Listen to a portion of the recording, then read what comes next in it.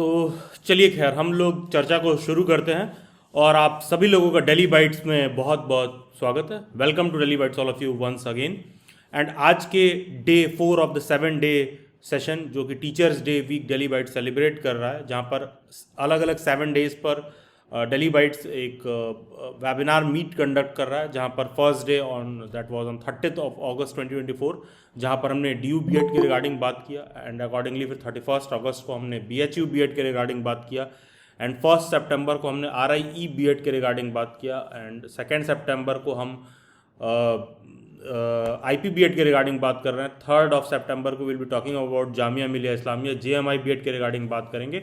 And 4th of the September वाला date काफ़ी important है, क्योंकि उस दिन DSSB KVS NVS EMRS वगैरह पर हम बात करेंगे, जहाँ पर किसी भी कैंडिडेट को PRT TGT PGT वगैरह में जॉब एलिजिबिलिटी क्राइटेरिया क्वालिफिकेशन वगैरह में बहुत सारा डाउट और क्वेरी रहता है, तो उस पर हम लोग चर्चा करेंगे। एंड ऑल्सो ये जो तमाम एजुकेशनल इंस्टीट्यूट्स होते हैं, इसमें बहुत सारे नॉन टीचिंग के जॉब भी आते हैं, तो जो भी नॉन टीचिंग वाले जॉब होते हैं उस पर भी हम लोग चर्चा करेंगे। वो सेशन हम लोगों का 5 सितंबर को होगा। And just for your information, daily bytes के सभी सेशन फ्री होते हैं, तो आप सभी लोगों से रिक्वेस्ट भी रहेगा कि अकॉर्डिंगली जो भी शेड्यूल टाइम प्रोसीजर जो बताया गया है, आप उसी के अकॉर्डिंग ज्वाइन करिए। खैर, आज हम बात करेंगे IP BEd पर। IP BEd पर आने से पहले कुछ बातें जो मैं आप लोगों के साथ शेयर करना चाहूँगा। सिंस लास्ट 2-3 डे से जब भी सेशन हो रहा है, कुछ कैंडिडेट्स ऐसे हैं जिनको मैं रिपीटेड वे में देखता हूँ, रेगुलर वे में टाइम से ज्वाइन करते हैं। इनफैक्ट मैंने जो डेटा देखा, उस डेटा के हिसाब से मुझे ये भी इन्फॉर्मेशन है कि वो कैंडिडेट्स ऐसे हैं जो डेली बाइट्स की प्रिपरेशन क्लासेस में भी वो लोग ऐसे हैं जो वेरी फर्स्ट वीक में ही ज्वाइन कर लिए थे। कुछ कैंडिडेट्स ऐसे हैं जिनका मैं नाम अभी कॉल आउट नहीं करना चाहूँगा, लेकिन ये बहुत अच्छी बात है कि आप एटलीस्ट उस चीज़ को लेकर बहुत कंसिस्टेंट हो। जितना ज़्यादा आप उस बात को लेकर कंसिस्टेंट रहोगे, उतना ज़्यादा ही आपको क्लैरिटी होगा कि यार इस फील्ड में करियर बनाना है कि नहीं बनाना है। क्योंकि कोई ज़रूरी नहीं है कि कोई डिसीजन जो आप ले रहे हो सही ही हो। कोई बच्चा जब BEd करने के लिए सोचता है, तो वो किसी करियर काउंसलर के पास जाकर या फिर किसी जॉब एक्सपर्ट वाले के पास जाकर डिस्कस नहीं करता है। ये तो आपके इन एंड अराउंड सराउंडिंग जो इमीडिएट इम्पैक्ट पर बेस्ड सजेशंस होते हैं कि अच्छा BEd कर लो, अच्छा ये कर लो, अच्छा यहाँ ज्वाइन कर लो, अच्छा ग्रेजुएशन के बाद क्या करोगे, अच्छा टीचर बन जाओ, कुछ इस तरह का लोग सजेशन देते हैं। और बच्चे भी बहुत ज़्यादा कुछ आगे पीछे उसमें विचार नहीं करते हैं। प्रॉब्लम इसमें तब होती है ना, आप एक छोटा सा जो बात मिस कर जाते हो, जो आपकी पूरी लाइफ है ना, होल ऑफ योर लाइफ, ठीक है, whole of your life is a content, ठीक है। आपकी जो पूरी ज़िंदगी है, आप हूँ, हम हूँ, हम लोगों की पूरी लाइफ एक कंटेंट ही है। जैसे कि एक छोटा सा एग्जांपल ले लूँ, अगर मैं हिंदू हूँ, कोई क्रिश्चियन है, कोई मुस्लिम है, कोई सिख है, ईसाई है, पारसी है, कुछ भी हो, वो इसीलिए उस रिलीजन का है क्योंकि बचपन से वो वही सारी चीज़ें सुन रहा है, वही सारा कंटेंट उसी रिलीजन के इन एंड अराउंड बातें कंज्यूम कर रहा है, ठीक है। आई होप ये बहुत बेसिक सी बात है जो आपके दिमाग में जा रही होगी कि कोई बच्चा क्रिश्चियन क्यों है, क्योंकि उसकी फैमिली, उसके in and around surroundings Christian है, जो बचपन से उसको उसी हिसाब से ट्रेन किया गया तो क्रिश्चियन है। उसी हिसाब से कोई हिंदू है, उसी हिसाब से कोई मुस्लिम है, उसी हिसाब से कोई सिख है। तो होता क्या है ना यार, एडुकेशन के सेक्टर में भी वैसा ही होता है। लेकिन इंपॉर्टेंट ये है, कोई चीज़ देख कर या कोई चीज़ पढ़ कर आप किसी बात पर कंक्लूजन पर पहुंच रहे हो, तो कोई ज़रूरी नहीं है कि वो कंक्लूजन भी सही हो, ठीक है। कोई ज़रूरी नहीं है कि वो कंक्लूजन भी सही हो, पहला चीज़। दूसरा चीज़, कोई ज़रूरी नहीं है कि जो डिसीज़न आप ले रहे हो, ठीक है, जो भी आपकी इस बात पे समझ डेवलप हो रही है कि अच्छा करियर में किसी बात पर आप किसी चीज़ को या फिर किसी भी अपने एक्सपर्टीज़ के हिसाब से आप प्लान बना रहे हो, तो कोई ज़रूरी नहीं है कि वो प्लान भी सही ही हो। लेकिन होता क्या कि ऑफन हम लोग करियर में क्या करते हैं, अच्छा ठीक है, एक सुनी सुनाई सजेशन हम लोग लेते हैं और बस अकॉर्डिंगली हम लोग क्या करते हैं कि उस सजेशन को फॉलो अप करने लगते हैं, बिना ये समझे कि हमको एग्जैक्टली क्यों करना है। ऑल्सो अगर आप इस बात को नहीं समझते हो, तो फिर फ्यूचर में भी आपको दिक्कत होता है। फ्यूचर में क्या दिक्कत होता है, एक फैंसी सा प्लान बन जाता है। जैसे मैं आप लोगों में से किसी से भी पूछूं कि आपके पास पैसे हैं, तो 90% लोग यही कहेंगे नहीं नहीं मेरे पास पैसे नहीं है सर, हमको 5,000 में ही BEd हो जाए तो ठीक है। और अंत में होता क्या है, मरता तो क्या नहीं करता, ठीक है। फिर वो लाख रुपए भी देने के लिए रेडी हो जाते हैं। मैंने ऐसे ऐसे बच्चों को देखा है कि थ्रू आउट द सेशन मेरे को फाइनेंशियल प्रॉब्लम अपना गिनाते आए होंगे, और जैसे ही जब बात एडमिशन की आई है, तो बाद में जाके 1-1 लाख रुपए, 1.5 लाख रुपए देकर उन्होंने एडमिशन लिया है। सो मच सो दैट मैं ऐसे भी कैंडिडेट्स को जानता हूं जो कुछ एक्स्ट्रा पैसा भी देने के लिए रेडी रहे हैं कि हमको किसी ढंग के कॉलेज में एडमिशन मिल जाए। लेकिन मतलब कहने के सेंस है कि वही क्लैरिटी जो है शुरू से नहीं रहती है, और फीमेल्स में ये और ज़्यादा रहता है। वो ऑफन इस चीज़ को क्या कहते हैं, पेरेंट्स के ऊपर डाल देते हैं कि चलो वो बताएंगे क्या करेंगे। मेल्स के साथ क्या होता है कि मेल्स ये देखते हैं कि यार किससे उनको रोजी रोटी मिलेगा, किससे वो पैसा ज़्यादा आसानी से कमा सकते हैं, इजीली कमा सकते हैं। लेकिन मोर और लेस जो भी इस तरह के फैंसी प्लान्स होते हैं, ये आपको at the end of the day ये आपको कहीं पर पहुंचाते नहीं है। क्योंकि जैसा मैंने बोला कि whole of your life is a content. जिस तरह की आप बातें सुन या समझ रहे होगे, आप उस तरह का करोगे। For example okay, so what I was saying कि जैसे ये सेशन ही देखिए जो कैंडिडेट ज्वाइन किए हैं, तो देखो यार कुछ ऐसे बच्चे होते हैं जो थ्रू आउट सारे सेशन ज्वाइन करते हैं और सुनते सुनते ना उनको समझ में आने लगता है कि उनको क्या डिसीजन लेना चाहिए। कुछ लोग ना अपने समझ के हिसाब से डिसाइड करते हैं कि हमको कौन सा वाला ज्वाइन करना चाहिए। और ज़रूरी यहाँ मुद्दे की बात समझने की ये है कि कोई ज़रूरी नहीं है कि जो आपका समझ हो वो सही डायरेक्शन में जा रहा हो। जैसे बहुत से ऐसे बच्चे हैं कि वो DU B.Ed वाला इसलिए नहीं ज्वाइन करते हैं क्योंकि उसमें तो उनका होगा ही नहीं। कुछ ऐसे बच्चे हैं जिनको लगता है कि वो ज्वाइन करना इंपॉर्टेंट नहीं है, मुझे RI वाला सेशन ज्वाइन करना चाहिए। कुछ ऐसे बच्चे हैं जिनको लगता है कि नहीं नहीं, मेरे को IP B.Ed वाला ज्वाइन करना चाहिए।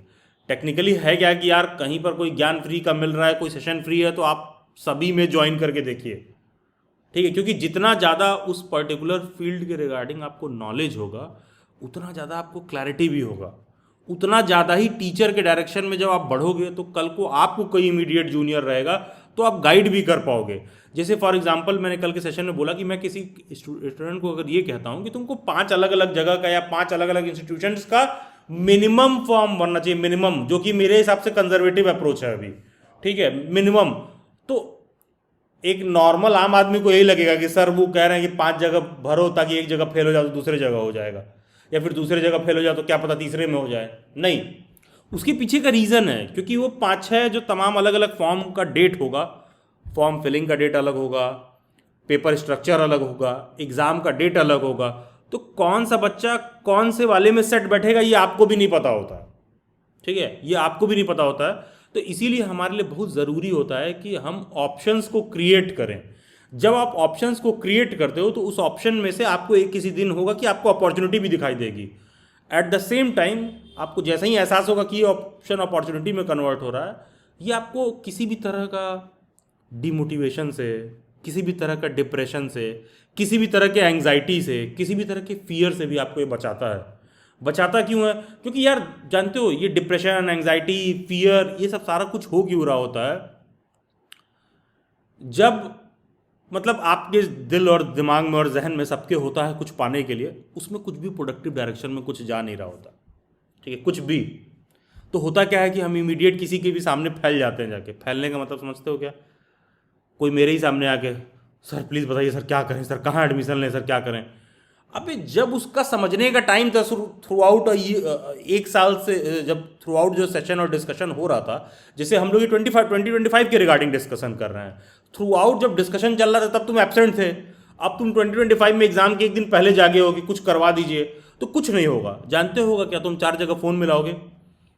There are people in market जो आपका एंग्जाइटी और फियर कैच करना जानते हैं। वो तुम्हें फटाक से फ़ोन करेंगे और कहेंगे अच्छा कोई दिक्कत नहीं है, क्या 50,000 खर्च कर सकते हो? तुम बोलोगे हाँ। वो तुमको किसी भी औने पौने कॉलेज में जाकर एडमिशन दिलवा देंगे, जहाँ कॉलेज वाला बोलेगा हाँ हाँ एकदम रेगुलर डिग्री मिलेगा, कोई ज़रूरत नहीं है आपको आने का। तो मुझे ये नहीं समझ में आएगा कि उसका कॉन्सिक्वेंस क्या होगा। लेकिन फिर इज्जत बचाने के लिए आदमी क्या करता है? वो कहता है कि अच्छा ठीक है हम गवर्नमेंट जॉब की तैयारी करेंगे। गवर्नमेंट जॉब की तैयारी के लिए क्या कर रहे हो? कोई कोचिंग ज्वाइन कर लिया है। यार प्रॉब्लम तो वहीं पर है ना कि नॉर्मल यूनिवर्सिटी का एंट्रेंस नहीं क्वालिफाई हो रहा है, गवर्नमेंट जॉब कैसे क्वालिफाई होगा? ठीक है, ये चीज़ आपको समझना होगा कि हमको थ्रू आउट एक सस्टेन्ड जो है एक तरीके वाले प्रोसीजर से जाना होगा। और ये तरीके वाला प्रोसीजर क्यों इंपॉर्टेंट है? तरीके वाले प्रोसीजर का इंपॉर्टेंस होने का कारण सिंपल सा ये है कि देखो यार, कोई भी कैंडिडेट जब प्रिपरेशन में अगर शुरू करता है, देयर आर पीपल, और ये मैं बहुत एक्सपीरियंस के साथ कह रहा हूँ कि पॉलिटिकल साइंस में वो ग्रेजुएशन कर लेते हैं, पोस्ट ग्रेजुएशन कर लेते हैं, नॉर्मल MLA और MP का डिफरेंस पूछ दे नहीं बता पाएंगे। यहाँ पर तमाम ऐसे भी स्टूडेंट्स होंगे जो हिस्ट्री में हो सकता है ग्रेजुएशन किए हों, ऑनर्स होगा, पोस्ट ग्रेजुएशन होगा। मामूली से 4 बैटल्स का डेट पूछ देना जो पॉपुलर वाले हैं, वो उसको ठीक से बता नहीं पाएंगे और पूछोगे तो कहेंगे याद नहीं है या अभी पढ़ा नहीं है। लेकिन यार अगर तुम्हारा कोर सब्जेक्ट हिस्ट्री है तो तुम्हारे तो जुबान पर भी ऐसे भी होना चाहिए। इतना तो बेसिक सा बात एक्सपेक्टेड है आपसे। मैं बहुत क्लिष्ट वाले नहीं कह रहा हूँ, मेजर मेजर वाले बात कह रहा हूँ। मैं एक छोटा सा सवाल किसी हिस्ट्री के स्टूडेंट से पूछ देता हूँ कि अच्छा, फर्स्ट बैटल ऑफ प्लासी के बारे में सुने हो? कहेगा हाँ। फर्स्ट बैटल ऑफ पानीपत के बारे में सुने हो? हाँ। सेकंड? हाँ। थर्ड? हाँ। क्वेश्चन क्या है? Why were all the battles fought in Panipat? Sir मैंने पढ़ा है लेकिन याद नहीं आ रहा है। देखो यार, पता है जब आपका कोई भी जॉब वाला एग्जाम आएगा ना, तो वहां पर भी आपको टाइम नहीं मिलता है बहुत ज़्यादा, ज़्यादा से ज़्यादा 4 महीना या ज़्यादा से ज़्यादा 6 महीना। लेकिन पता है अगर कोई बच्चा फ्रेश कैंडिडेट है ना, फ्रेश कैंडिडेट अगर जीरो से प्रिपरेशन करने का सोच रहा है, तो किसी भी फ्रेश कैंडिडेट के लिए जीरो से प्रिपरेशन करने के लिए 4 से 6 महीने कुछ नहीं है। तुमको 2-3 महीने तो केवल यही जानने में लग जाएगा कि किताब कौन सा है और पढ़ना क्या है। लिटरली बता रहा हूँ, आपको यही जानने में लग जाएगा। आपको ऑनलाइन ऐसे ऐसे भी लोग मिल जाएंगे जो तुमको मिल जाएंगे, जो कहेंगे बैच वैच क्यों ज्वाइन करना है कहीं पर, ऐसा करो एनसीईआरटी पढ़ लो। तुमको भी लगेगा यार सही कह रहा है, एनसीईआरटी पढ़ना चाहिए, बिल्कुल पढ़िए एनसीईआरटी। लेकिन अगर आपने पास्ट 3 डेज का मेरा सेशन ज्वाइन किया होगा तो आपने एक चीज़ नोटिस किया होगा कि जो RIE बीएड का सिलेबस है ना, उसका CUET के दिल्ली यूनिवर्सिटी और BHU के बीएड के सिलेबस से कोई रिलेशन ही नहीं है। भाई अगर मुझे RIE का पेपर देना है तो फिर मैं एनसीईआरटी क्यों पढ़ूंगा? उसके पेपर स्ट्रक्चर में कहीं ऐसा पूछ ही नहीं रहा। अभी मैं आप लोगों को IP बीएड पर एक्सप्लेन करूंगा, तो IP बीएड के पेपर में तो ऐसा कुछ पूछ ही नहीं रहा कि जहाँ एनसीईआरटी पढ़ने की जरूरत है। लेकिन रिकमेंड करने वाले रिकमेंड कर रहे हैं। तो ये भी देखना है कि किस तरह का एग्जाम है, ठीक है, किस तरह का एग्जाम है, क्या पेपर स्ट्रक्चर है, तुम्हारा कौन सा बैकग्राउंड है। तो पता है वाकई में हकीकत क्या होता है कि महीना 2 महीना तो तुमको सर्च करने में लग जाएगा। यहाँ तक होगा कि 2 बार नोट्स खरीदोगे, बुक खरीदोगे, कभी कोई बुक गलत आ जाएगी, कभी किसी प्लेटफॉर्म पर नोट्स सोच के खरीदोगे कुछ और, पे कर दोगे कुछ और, प्लेटफॉर्म वाले भी ज़्यादा कुछ कर नहीं पाएंगे, ठीक है, तो फिर वहाँ मिस्टेक हो जाता है। तो कहने का मतलब है कि आपको थोड़ा टाइम चाहिए रहता है एडजस्ट करने का। तो इस पूरे प्रोसीजर में ना कोई ज़रूरी नहीं है कि कोई बच्चा बहुत पढ़ने में अच्छा हो, ये कोई ज़रूरी नहीं कि कोई बच्चा बहुत टॉपर हो। ज़रूरी ये है कि आप इस बात की समझ रखिए, ठीक है। जैसे जो तमाम अलग अलग यूनिवर्सिटीज़ मैं किसी भी कैंडिडेट को रिकमेंड करता हूँ कि एटलीस्ट मिनिमम 5 आप ये भरिए, मिनिमम 6 यूनिवर्सिटीज़ आप ये भरिए। तो कोई बच्चा को अगर ये क्लियर है ना कि सर ये क्यों कह रहे हैं 5-6 भरने के लिए, तो किसी एक में उसको ऑलरेडी हो जाएगा। सिर्फ उसको इस बात की क्लैरिटी है कि सर क्या क्यों रहे हैं, ठीक है, सिर्फ इस बात की क्लैरिटी है कि सर क्या क्यों रहा है। तो ये चीज़ का जैसे ही आपको एहसास होता है ना, तो फिर इट डजेंट मैटर कि तुम एवरेज हो, बिलो एवरेज हो, क्योंकि तुमको ये बात समझ में आ जाती है कि अच्छा यार इन तमाम यूनिवर्सिटीज़ में जो एंट्रेंस होता है, कुछ का पेपर स्ट्रक्चर ऐसा होगा ना जो तुम्हारे नॉलेज पर सेट बैठता है, ठीक है। मतलब जिस बैकग्राउंड के आप हो, मान लो कोई बच्चा मैथ इंग्लिश बैकग्राउंड का तो कोई पेपर होगा उस पर सेट बैठेगा, कोई बच्चा सोशल साइंस बैकग्राउंड का हो तो कोई पेपर होगा जो उस पर सेट बैठेगा, कोई बच्चा साइंस बैकग्राउंड का हो तो कोई पेपर होगा जो उस पर सेट बैठेगा। मतलब कहने का सीधा कि उस पर्टिकुलर पेपर में आपकी पंचिंग पावर ज़्यादा रहेगी, ठीक है, उस पर्टिकुलर पेपर में आपकी पंचिंग पावर ज़्यादा रहेगी। तो बेसिकली इस बात की अंडरस्टैंडिंग जब आपको अंदर से खुद से क्लियर हो जाता है ना, तब आप ज़्यादा मतलब बेहतर रिजल्ट प्रोड्यूस कर पाते हो। अदरवाइज तो आप पढ़ते रहिए, प्रिपेयर करते रहिए, फिर होगा क्या, तुमको घर वाले अलग तरह का प्रेशर देंगे, प्रेशर में आदमी सकम करके टूट जाता है, क्योंकि it's not possible for you to stand अंदर इमीडिएट इन्वायरमेंट में जो प्रेशर रहता है, आदमी सकम कर जाता है। उसके बाद तुम क्या सोचते हो, अबे चलो सारा बात ख़त्म करो, कहीं भी बीएड का एडमिशन लो, डिग्री परस्यू करना शुरू करोगे, फिर वापस से वहीं चूड़ी आगे रुक जाएगी सरकारी नौकरी वाली बात पर, ठीक है। तो इस तरह से हमारे साथ नहीं होना चाहिए। तो हमको पूरा कोशिश ये करना है कि टाइम के साथ जो है सिलेक्शन ना सिलेक्शन एक बात है, लेकिन नॉलेज का हमारे अंदर जो है इंक्रीमेंट ठीक ठाक तरीके से हो, तभी ऐसा होगा कि आप रिजल्ट भी ठीक ठाक तरीके से प्रोड्यूस कर पाओगे। और ऑल्सो देखिए, जैसे मैंने कहा कि जब यार आप बहुत सारा ऑप्शन क्रिएट करते हो तो उन ऑप्शंस में से ना बहुत सारी अपॉर्चुनिटीज़ क्रिएट होती हैं। उदाहरण के तौर पर अगर बहुत तेज़ बारिश हो रही हो और मैं कहूँ कि छाता लेके बारिश में जाओ, तो तुम पॉइंट ए से पॉइंट बी तक पहुँच जाओगे। मैंने कहा कि take the umbrella and go in the rain, और तुमको दिल्ली से चंडीगढ़ तुम पहुँच जाओगे। तो क्या तुम भीगोगे नहीं? ऐसा कुछ है क्या कि अगर अम्ब्रेला लेके जा रहे हो और पानी थोड़ा थोड़ा सा भी तेज़ बरस रहा है, एकदम मतलब जो टिप टिप झिमझिम झिम होता रहता है, उससे थोड़ा सा भी तेज हो तो क्या तुम छाता लेके जाओगे तो भीगोगे नहीं, क्या तब भी तुम भीग जाओगे, तब भी तुम्हारा पैर भीगेगा। लेकिन what does the umbrella do, it gives you the confidence to go in the rain. वो छाता हमें सिर्फ अंदर से साहस देता है कि हाँ उस बारिश का मुकाबला करते हुए बाहर निकलते हैं, और थोड़ा बहुत पैर वैर पे गंदा भी लगेगा, कुछ दिक्कत होगा, कहीं पर पानी ओवरफ्लो हो रहा होगा, लेकिन होगा क्या, थोड़ी देर में आप गंतव्य तक आपको लगेगा कि चलो ठीक है अब निकले हैं तो पहुंच भी जाएंगे। ठीक है, वो चीज़ आपको बस क्या करता है, अम्ब्रेला कॉन्फिडेंस देता है रेन में जाने का। उसी तरह जब आप बीएड एंट्रेंस एग्जाम्स वगैरह देते हो तो IP university is exactly like that umbrella. ये आपको ना बीच बीच में टाइम टू टाइम कॉन्फिडेंस देगा, किस बात का, कि चल यार ठीक है थोड़ा प्रिपेयर कर रहे हैं, किसी बहुत अच्छे जगह नहीं हुआ मेरा तो आईपी यूनिवर्सिटी भी one of the best university है जहाँ से मैं बीएड कर सकता हूँ। इसके पहले जब मैंने रीजनल इंस्टीट्यूट ऑफ एजुकेशन के रिगार्डिंग चर्चा किया, मैं बीएचयू के रिगार्डिंग चर्चा किया, मैंने दिल्ली यूनिवर्सिटी के रिगार्डिंग चर्चा किया, कल हम लोग जामिया के रिगार्डिंग चर्चा करेंगे। इन 3-4-5 यूनिवर्सिटीज़ जो भी मैंने अभी तक बोला, इन सब में ना, इन सब से एफिलिएटेड कोई भी कॉलेज नहीं है। ठीक है, बात समझिएगा, एफिलिएटेड कॉलेज क्या होता है। जैसे मान लो दिल्ली यूनिवर्सिटी का जो बीएड है ना, तो दिल्ली यूनिवर्सिटी के अंदर ही होता है। दिल्ली यूनिवर्सिटी से कोई प्राइवेट एफिलिएटेड कॉलेज नहीं है कि तुमने किसी कॉलेज में एडमिशन ले लिया है और वो यूनिवर्सिटी उससे एफिलिएटेड है और बहुत सारी सीट है। यही रीज़न है कि दिल्ली यूनिवर्सिटी में भी सीट 250 से 300 ही है, बीएचयू में भी 225 से 250 सीट ही है, जामिया में भी 200 सीट ही है, क्योंकि इनसे एफिलिएटेड कोई भी इंस्टीट्यूट या कॉलेजेस नहीं है। ठीक है, लेकिन as far as IP BEd के रिगार्डिंग मैं बात करूं तो आईपी बीएड से एफिलिएटेड ऑलमोस्ट 22 से 23 कॉलेजेस हैं, और वो तमाम कॉलेजेस प्राइवेट हैं। और आईपी बीएड का इंपॉर्टेंस इसलिए बढ़ जाता है कि कोई बच्चा अगर दिल्ली में रहता है, या किसी बच्चे को ऐसा है कि बीएड करना है दिल्ली में, तो दिल्ली में बीएड करने का सबसे बेस्ट, सबसे अच्छा बैकअप और one of the best option भी आईपी यूनिवर्सिटी ही है।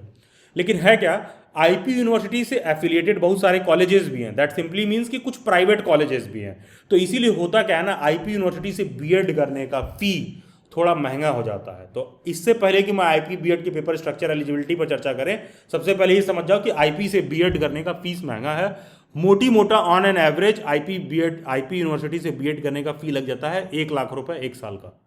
ठीक है, 1 lakh rupees per year IP university से बीएड करने का। अब आईपी यूनिवर्सिटी में क्या है, ऑलमोस्ट 22 से 23 कॉलेजेस हैं, जिसमें से एक कॉलेज, सिर्फ और सिर्फ एक कॉलेज गवर्नमेंट कॉलेज है, SCERT, state council of education research and training.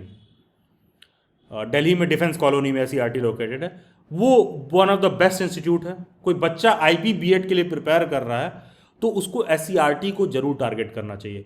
In fact मैं तो यहाँ तक कहता हूँ कि जो आईपी बीएड का एससीईआरटी है ना, वो दिल्ली यूनिवर्सिटी के बीएड के कॉलेज से भी काफ़ी बेहतर पड़ेगा। दिल्ली यूनिवर्सिटी का जो CIE है, दिल्ली यूनिवर्सिटी का जो डिपार्टमेंट ऑफ एजुकेशन है, सेंट्रल इंस्टीट्यूट ऑफ एजुकेशन है, या महर्षि वाल्मीकि कॉलेज ऑफ एजुकेशन है, आईपी यूनिवर्सिटी का एससीईआरटी उससे काफ़ी बेहतर पड़ेगा।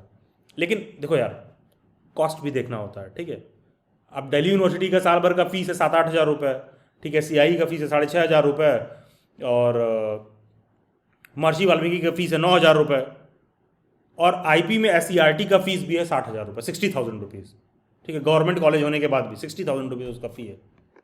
ठीक है, तो अब अच्छा भी हो, हम कह रहे हैं अच्छा भी हो, तो भी यार समझ रहे हो वहाँ पर फीस 6,000 रुपीज़ है, वहाँ 60,000 रुपीज़ है। तो ये भी एक बात फर्क क्रिएट करता है। अदरवाइज आईपी यूनिवर्सिटी का SCERT one of the best देखने के लिए मिलेगा। And believe me, IP university का जब आप पेपर देखोगे ना, तो बहुत लोगों को पेपर देख के बहुत ईजी लगता है यार क्वेश्चन भी हो जा रहा है, लेकिन उसके बाद भी जब काउंसलिंग होता है ना भाई, तो अच्छा कॉलेज नहीं मिल पाता है ऐसे लोग। क्योंकि यार अगर आईपी यूनिवर्सिटी में टोटल मान लेते हैं कि 22 कॉलेजेस हैं और सभी कॉलेजेस में 100 सीट्स हैं, तो तुमको तो बेस्ट वाले में टारगेट करना है ना, क्योंकि उसमें जो टोटल 22 कॉलेजेस हैं, उन 22 कॉलेजेस की कुछ क्वालिटी और रैंक तो होगी ना। ठीक है, क्योंकि कुछ आईपी यूनिवर्सिटी के ऐसे भी कॉलेजेस हैं, जितना बड़ा नॉर्मल किसी का 3,000-4,000 स्क्वायर फीट में घर होता है, उतना बड़ा घर जैसा कॉलेज होगा, कॉलेज के गेट भी घुसोगे तो वो भी टूटा हुआ तुमको मिल जाएगा। ऐसे भी कॉलेजेस हैं, उनका भी फीस 1 लाख रुपए है। वो तुमसे कहेंगे कि कॉलेज मत आइएगा। और उसी आईपी यूनिवर्सिटी में तमाम तुमको ऐसे कॉलेज मिल जाएंगे जो one of the best, one of the premium देखने के लिए आपको मिलेगा, जिसमें state council of education research and training SCRT है, MSIT है, लीलावती है, ये सब IP यूनिवर्सिटी के बहुत अच्छे कॉलेजेस हैं। तो जब भी हमारे दिमाग में IP यूनिवर्सिटी का टारगेट आए तो हमको ये समझना होगा कि IP यूनिवर्सिटी से एफिलिएटेड बहुत सारे कॉलेजेस हैं, और सिंस उससे एफिलिएटेड बहुत सारे कॉलेजेस हैं तो बीएड की डिग्री तो तुमको मिल ही जाएगी, केवल अगर तुम IP यूनिवर्सिटी का फॉर्म फिल करके काउंसलिंग में तुम पार्टिसिपेट कर रहे हो, क्योंकि कोई ना तो कोई कॉलेज मिल ही जाएगा। ठीक है, मतलब कि बीएड की डिग्री मिल ही जाएगी, चाहे गधा घोड़ा खच्चर कुछ भी हो, नाल ठोक के दौड़ा देंगे आपको हम। ठीक है, उसी दौड़ में बीएड वाले, तो ऐसे कॉलेज तुम्हें मिल जाएंगे। ठीक है, IP यूनिवर्सिटी में। लेकिन है क्या उसी IP यूनिवर्सिटी में some of the institutes are most reputed, one of the best, जिनका प्लेसमेंट सेल वगैरह भी काफ़ी अच्छा और एक्टिव है। इनफैक्ट दिल्ली यूनिवर्सिटी से भी ज़्यादा अच्छा प्लेसमेंट सेल आपको IP यूनिवर्सिटी का SCRT का देखने के लिए मिलेगा। तो ये सब बातें आप IP यूनिवर्सिटी के रिगार्डिंग जानते रहिए। बस एक ही समस्या है कि IP यूनिवर्सिटी थोड़ा महंगा है। अगर आपका SCRT में एडमिशन नहीं होगा तो IP यूनिवर्सिटी के किसी भी कॉलेज में एडमिशन लेने पर आपका एनुअल फी 1 लाख रुपए का अराउंड आएगा। लेकिन दिस इज़ द अम्ब्रेला, क्योंकि बहुत सारे एफिलिएटेड कॉलेज हैं। एंड बिलीव में जब एडमिशन नहीं होता है ना, इधर उधर भटकने से बेहतर जानते हो क्या होता है कि कोई एक ऐसी यूनिवर्सिटी हो जो वाकई में काउंसलिंग से एक सही तरीके से तुम्हारा एडमिशन हो। क्योंकि इमेजिन करो ना कि लोग कहते हैं अच्छा एडमिशन नहीं हो रहा, फला कॉलेज में जाकर एडमिशन ले लो, अरे वहाँ फॉर्म भर दो, बीएड में तो ऐसा ही हो जाता है, प्रिपरेशन करने की क्या ज़रूरत है। लेकिन यार ये बात जितना सुनने में अच्छा लगता है ना, इमेजिन करो तुमको कहीं एडमिशन लेना है, तुम कहाँ जाने वाले हो, किससे कॉन्टैक्ट करोगे। किसी भी कॉलेज में ऐसी अर्जी फर्जी बात करोगे तुमको हमेशा डर भी रहेगा, 50,000 रुपये देंगे कल कोई गायब ना हो जाए। तो कम से कम महंगा ही सही, आप काउंसलिंग की प्रक्रिया में ठीक से पार्टिसिपेट करते हो, कॉलेज आपको खुद इनवाइट करता है, खुद आपको कॉलेज बोलेगा कि अच्छा फला इंस्टीट्यूट है, यहाँ पर रिपोर्ट करना है, बस हमारा फ़ी 1 लाख रुपए। तो उन मायनों में IP यूनिवर्सिटी काफ़ी इंपॉर्टेंट हो जाता है। और जो भी कैंडिडेट्स दिल्ली के हैं या जिनको BA दिल्ली में करना है, अगर वो IP यूनिवर्सिटी का फॉर्म नहीं फिल करते हैं तो अपने आप में बहुत बड़ा बेवकूफ़ी का प्रमाण भी दे रहे हैं वो, क्योंकि उसको आपको फिल करना चाहिए, पहला चीज़। दूसरा चीज़, सर मैं 1 लाख रुपए अफोर्ड नहीं कर सकता हूँ, सर आप समझ नहीं रहे, मेरे फैमिली में ब्ला ब्ला ब्ला ब्ला XYZ इशू है। मान लिया, बहुत दुख है, दर्द है, समझ लिया, ठीक है, सारे इश्यूज़ भी समझ लिए। लेकिन एट द सेम टाइम ये भी तो क्वेश्चन मैं भी तो आपसे पूछ सकता हूँ कि यार तुमको IP यूनिवर्सिटी वाले बुला भी रहे हैं कि नहीं। ठीक है, ये चीज़ आपको समझने की ज़रूरत है। ऐसा नहीं है कि मैं IP यूनिवर्सिटी में एडमिशन लेने के लिए सोचा है और IP यूनिवर्सिटी वालों को लगा वाह वाह वाह, जिले इलाही ने सोचा है कि जो पढ़ाई करेंगे इनके लिए रेड कारपेट बिछाया जाए। तो ऐसा कुछ नहीं होने वाला है। ठीक है, आपका वहाँ पर एडमिशन हो, आपका SCRT में एडमिशन हो रहा हो, आपका MSIT में एडमिशन हो रहा हो, ठीक है, आपका SCRT में एडमिशन हो रहा हो, आपका क्या कहते हैं MSIT में एडमिशन हो रहा हो, तब तुम बोल देना कि सर मेरे लिए बहुत कॉस्टली है, मैं अफोर्ड नहीं कर पाऊंगा, इसलिए मैं अपना एडमिशन छोड़ रहा हूँ। और ये चीज़ आप जरूर नोटिस करिएगा, उस दिन आप जरूर उस लायक रहोगे कि अगर तुम्हारा वहाँ नहीं हो रहा होगा ना तो तुम्हारा प्रिपरेशन का लेवल इतना अच्छा हो गया होगा कि कहीं और होगा। मेरे ही जॉब रेडी स्किल में वाले सेशन में, दिल्ली बैठ से एक जॉब रेडी स्किल का भी सेशन होता है, कोई फर्स्ट टाइम यहाँ पर आया, just for your information. There is a girl Ashima, ठीक है, आशिमा का एडमिशन जो है IP यूनिवर्सिटी में हुआ था। और IP यूनिवर्सिटी में ना उसका गिनती से ना 5-6 रैंक ही आगे आ गया था, एक ही क्वेश्चन और सही की होती तो उसको SCRT मिल जाता। तो SCRT नहीं मिलने से हो क्या रहा था, उसको MSIT मिल रहा था, और MSIT का फीस थोड़ा ज़्यादा है, 1 लाख रुपए। तो वो हमसे बोली कि सर बाकी के बच्चों को मैं एडमिशन लेते हुए देख रही हूँ और मुझे है कि मैं 1 लाख रुपए नहीं फ़ी दे पाऊँगी, तो थोड़ा सा मुझे कभी कभी बुरा लगता है कि मैं उसको अफोर्ड नहीं कर सकती हूँ। हमने कहा चलो एटलीस्ट तुम्हारा एडमिशन तो हुआ, एटलीस्ट तुम्हारा उतना रैंक तो है कि MSIT वाले बुला रहे हैं, और तुम नहीं अफोर्ड कर पाओगे तो कोई नहीं, एटलीस्ट तुमको एक कॉन्फिडेंस तो रहेगा। और नहीं तुम्हारा टॉप 120 to 130 में रैंक आया तो एटलीस्ट 150 तक तो आया, एटलीस्ट इतना कॉन्फिडेंस तो है। अब मैंने उसको ऐसे ही बोला यार देखो, अगर एक बार किसी कैंडिडेट का इतना लेवल बन जाता है तो कहीं ना तो कहीं उसका हो जाएगा। एंड IP वाले counselling I guess if I am not wrong तो इस साल शायद उन लोगों ने जून जुलाई में शुरू कर दिया था। ठीक है, हाँ, फर्स्ट वीक ऑफ जून या जुलाई में शुरू कर दिया था।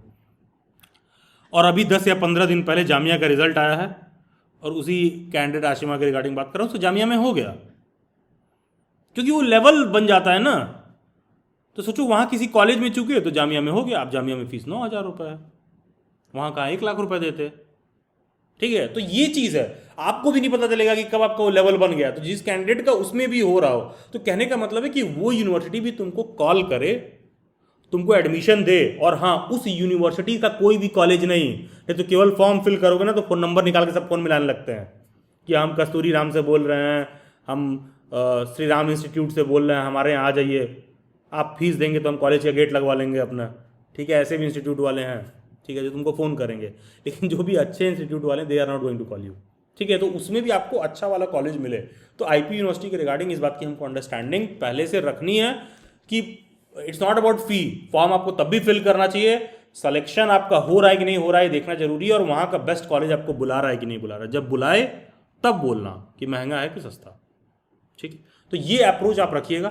थोड़ा सा कुछ एलिजिबिलिटी वगैरह पे मैं एक्सप्लेन कर देता हूँ, then I will straight away come to your queries, and फिर श्योरली आप लोगों का जो भी डाउट और क्वेरी रहेगा आप उसको शेयर कर सकते हो मेरे साथ। एलिजिबिलिटी क्राइटेरिया क्या है?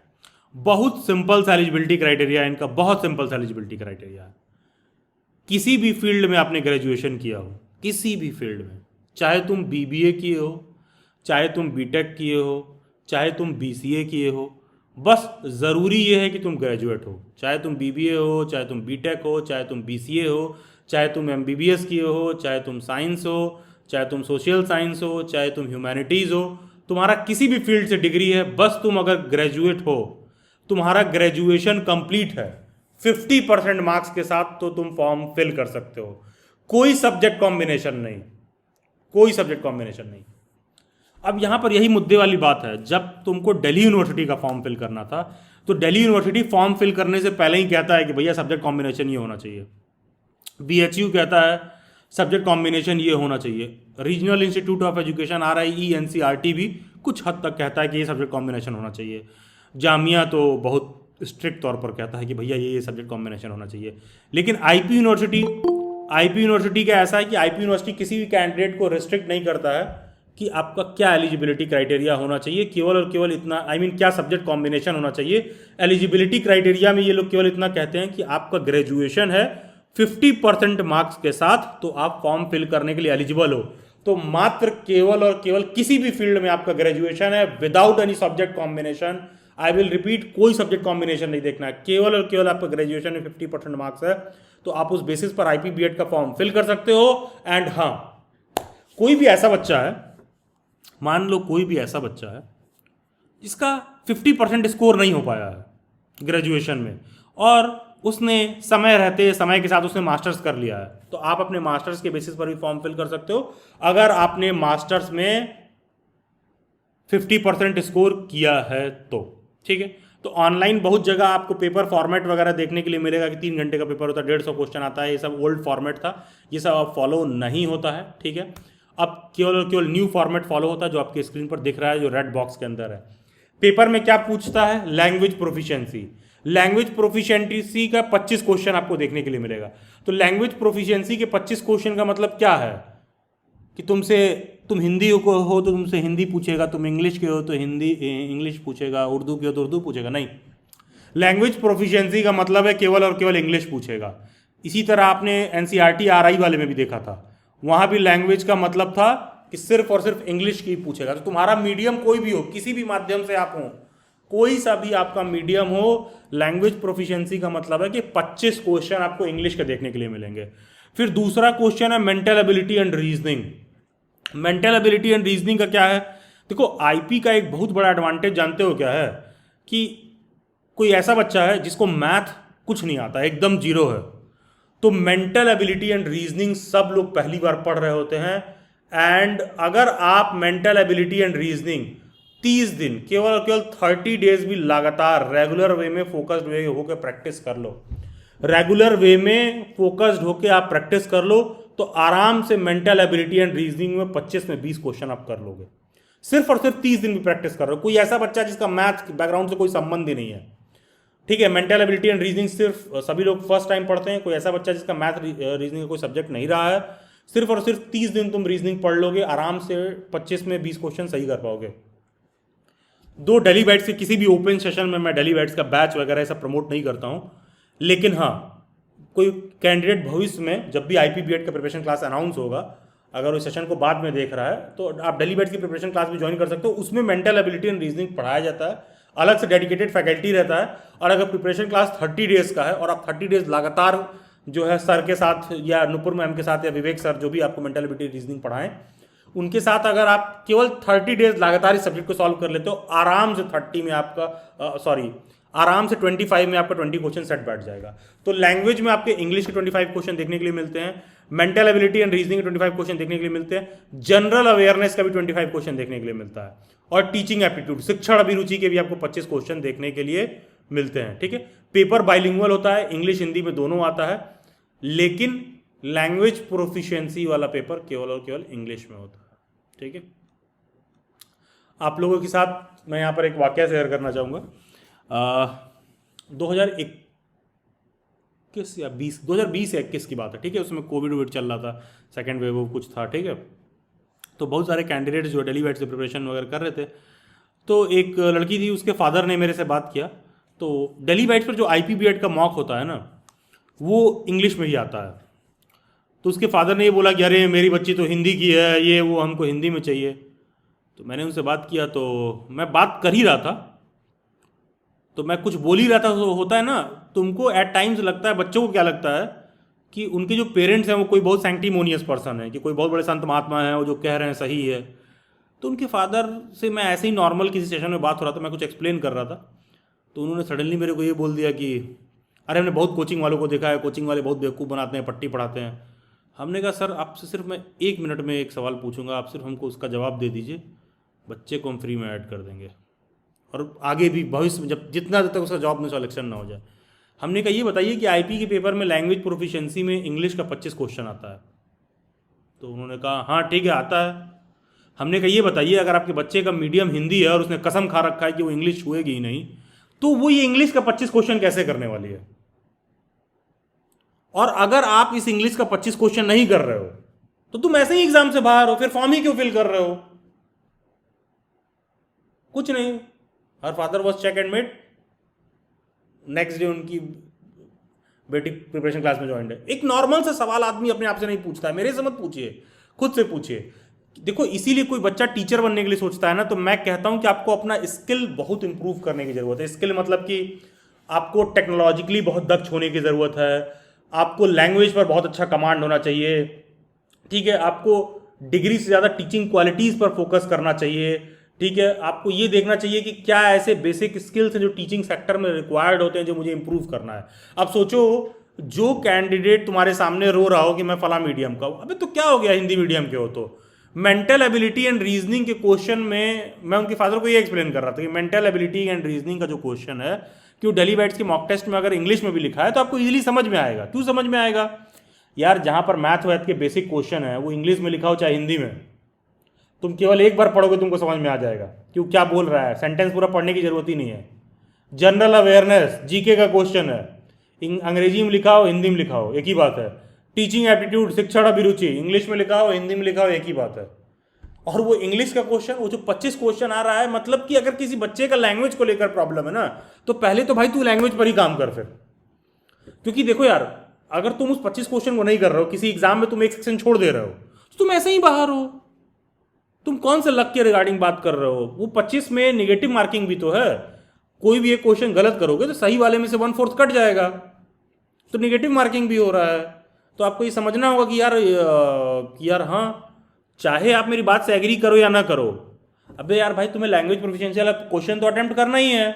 25 क्वेश्चन इंग्लिश का आएगा, उस 25 में अगर तुम 20 से 22 क्वेश्चन नहीं सेट बैठाओगे तो तुमको टॉप का कोई भी जो है IPBED कॉलेज नहीं मिलेगा, ना तो तुमको SCRT मिलेगा, ना MSIT मिलेगा, ना लीलावती मिलेगा। आपको 25 में 20 क्वेश्चन सेट बैठाना ही पड़ेगा। और उसके लिए तुमको ये जरूरी नहीं कि तुम इंग्लिश मीडियम के हो कि नहीं हो, तुमको पढ़ना पड़ेगा। और इसी बहाने आपका श्री गणेशाय भी होगा किस बात को लेकर कि जिंदगी भर हिंदी मीडियम के रोने के बजाय कि अच्छा भाई इतना बेसिक इंग्लिश तो हम सीख ही लें कि हमारे स्टूडेंट को कभी ये महसूस ना हो कि मैम को नहीं आता है या सर को नहीं आता है। And same goes for English medium के स्टूडेंट।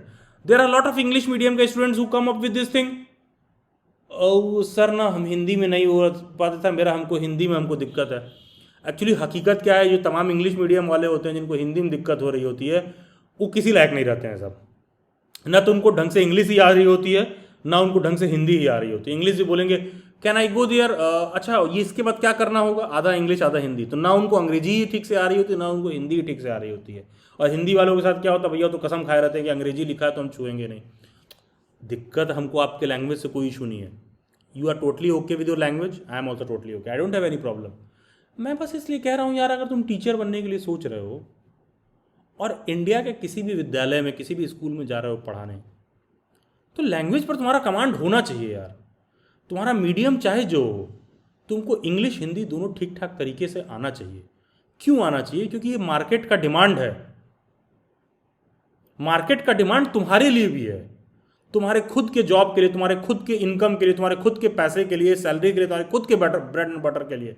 साथ में तुम्हारे स्टूडेंट के लिए भी डिमांड है कि उसको भी सीखना जरूरी है। ठीक है, उसको इंग्लिश इसलिए नहीं सीखना है उसको अंग्रेज बनना है। English is a global language. आप इसी इंडिया में रहते हो, साउथ में चले जाओगे तो तुम बिना इंग्लिश के कनेक्ट नहीं कर पाओगे। तो मैं आपके राष्ट्रवाद तो प्रश्न नहीं उठा रहा हूं, मैं क्या कह रहा हूं कि अगर तुमको टीचर बनना है ना, टीचिंग सेक्टर में आना है, तो लैंग्वेज पर कमांड रखना होगा हमको। ठीक है, टीचिंग सेक्टर में आना है तो, अदरवाइज कोई दिक्कत नहीं है, तुम अपना बोलते रहो। रिक्शा वाले भैया को पैसा देने का थैंक यू भैया करते रहो, ठीक है, उसमें कोई दिक्कत नहीं है। लेकिन अगर टीचर बनना है तो फिर यार ये नहीं कर सकते हो। ठीक है, अगर आप शिक्षक बनने के लिए सोच रहे हो तो you should have equal command over English और Hindi as per the need of the hour, और depending on the time to time, और एज पर द रिक्वायरमेंट। ठीक है, आपको उस पर दक्ष होना जरूरी है। दक्ष होना जरूरी इसलिए क्योंकि किसी भी प्राइवेट संस्था में जाओगे, किसी भी सरकारी संस्था में भी जाओगे तो बहुत नॉर्मल सा डिमांड रहता है। तो आप इस पर क्लैरिटी डेवलप करिए। हाँ, आज के सेशन में मैं इस बात पर चर्चा नहीं करूंगा, भविष्य में आप डेली बैठ से किसी सेशन में जरूर मेरे से चर्चा कर सकते हैं कि मैं सर इंग्लिश मीडियम का हूँ, मेरा हिंदी पे कमांड ठीक नहीं है तो मैं कैसे इंप्रूव करूँ, और मैं हिंदी मीडियम का हूँ तो मैं कैसे इंग्लिश पर कमांड इंप्रूव करूँ। ठीक है, क्योंकि भाषा को इंप्रूव करने के लिए एक महीने में इंप्रूव नहीं हो सकता है। बहुत से बच्चे डेली बैठ से प्रिपरेशन क्लास ज्वाइन करते हैं, कहते हैं सर हम इंग्लिश सीख जाएंगे।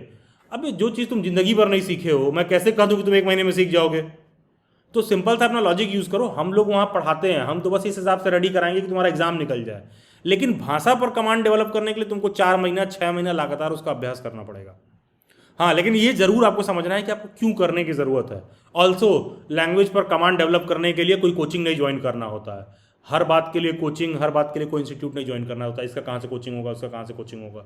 ठीक है, आपको देखिए, सेल्फ से सोचिए कि लैंग्वेज पर हमें कैसे कमांड डेवलप करना है। और कोई भी टीचर बनने के लिए सोच रहा है तो लैंग्वेज इज योर बेसिक। तुम इंग्लिश के हो, हिंदी में इक्वली कंपैटिबल रहो, हिंदी के हो तो इंग्लिश में कंपैटिबल रहो। मैं तुमको इंग्लिश में पांडित्य करने के लिए नहीं कह रहा हूँ, मैं hello hi how do you do बस इतना करने के लिए कह रहा हूँ कि इतना सीख जाइए। And same goes for Hindi में, इंग्लिश मीडियम के हो तो हिंदी में आपको इक्वली रहे। तो ये बेसिकली पेपर स्ट्रक्चर आपको फॉलो होता है। और कोई भी बच्चा लैंग्वेज वगैरह पर दिक्कत हो रहा है तो प्लीज़ थोड़ा ना कुएं की मेढक की तरह मत सोचो, थोड़ा बड़े दायरे से सोचने के सोचो। बीएड एंट्रेंस एग्जाम में तुमको लैंग्वेज में दिक्कत हो रहा है, धोखे से चाहे धक्के से हम लोग प्रिपेयर करा के तुमको एंट्री करा देंगे, तुम्हारा अच्छे कॉलेज में एडमिशन हो जाएगा, but that is not the exact solution. ठीक है, आप मेरी बात को खुद फील करके देखिए मैं क्या कह रहा हूँ। ठीक है, वो एक लॉन्गर टर्म में इंप्रूव होगा। और आपको सच में कुछ बहुत बड़ा करना है, if you want to really make good money, earn good, great, better, ठीक है, तो ज़रूरी है कि लैंग्वेज पर आपका कमांड रहे, होना चाहिए मतलब। ठीक है, खैर ये जो आपके स्क्रीन पर पेपर स्ट्रक्चर है, ये IPBED ने पेपर स्ट्रक्चर फॉलो होता है। टाइम वगैरह आपको देखने के लिए मिलेगा, पेपर 120 मिनट का होता है। पहले पेपर ऑफलाइन होता था, ठीक है, पहले पेपर ऑफलाइन होता था, ठीक है, फिर पेपर ऑनलाइन होने लगा। अब क्या है, फिर पेपर अब ऑनलाइन नहीं, फिर लास्ट ईयर से ऑफलाइन होने लगा पेपर। ठीक है, तो अब IPBED का पेपर ऑफलाइन होता है, 120 मिनट का होता है। किसी भी एक क्वेश्चन को सही करोगे तो 4 नंबर मिलेगा, किसी भी एक क्वेश्चन को गलत करोगे तो सही वाले में से 1 नंबर कट जाएगा। क्या अपियरिंग कैंडिडेट एलिजिबल होते? Yes of course. अगर अपियरिंग कैंडिडेट को तुम एलिजिबल नहीं करोगे तो उसका 1 साल का ड्रॉप नहीं हो जाएगा। अगर वो मान लो किसी का फाइनल ईयर में हो, किसी बच्चे का रिजल्ट अगस्त और सितंबर 2025 में आएगा ना, तो भी वो एलिजिबल है भाई, तुमको कॉलेज वाले टाइम देते हैं रिजल्ट लाने का। ठीक है, तो अपियरिंग वाले 100% एलिजिबल है, इसमें कोई दिक्कत डाउट नहीं होना चाहिए। हाँ, जॉब के लिए अप्लाई करते हो तो 90% केसेस में अपियरिंग वाले एलिजिबल नहीं रहते हैं। कोई एज लिमिट है? नहीं, 99% केसेस में डिग्री लेने के लिए कोई एज क्राइटेरिया नहीं होता। हाँ, नौकरी करने के लिए एज क्राइटेरिया जरूर है, ठीक है, नौकरी करने के लिए है, डिग्री लेने के लिए नहीं है। तो as far as BEd concern है, मिनिमम एलिजिबिलिटी क्राइटेरिया फुलफिल हो रहा है कि ग्रेजुएशन में 50% मार्क्स है, और तो आप बिल्कुल किसी भी एज के हों, 50-55 साल के होंगे तो भी आप कर सकते हैं। कोई IPBED से जो तमाम ये जो सारे कॉलेजेस हैं, कोई जो रेगुलर प्राइवेट डिस्टेंस ये सब नहीं, केवल केवल रेगुलर मोड से बीएड होता है IP यूनिवर्सिटी में, ठीक है। रोज मान के चलिए कि 9 AM से 5 PM तक जो है आपका क्लासेस वगैरह चलता है, और अटेंडेंस 90% अच्छे कॉलेजेस में कंपलसरी रहती है। जो टोटल 22 से 4 कॉलेजेस मैंने बोला है, देखिए बार बार मैं 22 कॉलेज बोल रहा हूँ, जब भी तुम लिस्ट खोलोगे 24 कॉलेज देखने के लिए मिलता है। 1-2 कॉलेजेस से कुछ मान्यता पर इशू था, तो कई बार 22 कॉलेजेस शो करता है। तो टोटल आप देखोगे यहाँ 24 कॉलेजेस आपको देखने के लिए मिल रहा है। इसमें से कुछ कॉलेजेस बहुत अच्छे हैं जो श्योरली आपको अपने टारगेट लिस्ट में रखना चाहिए। सबसे टॉप पर SCRT रखना चाहिए, ये इकलौता गवर्नमेंट कॉलेज है IPBED का जिसका फीस अराउंड 60,000 रुपीज़ है, एनुअल 60 के फी है, ठीक है, 60,000 रुपीज़ है, ठीक है, गवर्नमेंट का होने के बाद भी। फिर MSIT महाराजा सूरजमल बहुत अच्छा है, ये आप टारगेट रख सकते हो। लीलावती आप टारगेट रख सकते हो। इसके बाद के सभी कॉलेजेस आप अपने लोकेशन के हिसाब से वगैरह सारा कुछ देख सकते हो, ठीक है। GNC और गुरु रामदास वगैरह भी ठीक ठाक कॉलेज है, मतलब आप उस पर भी सोच सकते हो। एंड सीट रिजर्वेशन वगैरह पर मैं बाद में बात करूँगा, ठीक है। इन मीन टाइम किसी भी कैंडिडेट को कोई भी डाउट और क्वेरी, आई होप आपको मेरी बात समझ में आई होगी। जिनको भी कोई डाउट और क्वेरी है, जस्ट रेज योर हैंड्स।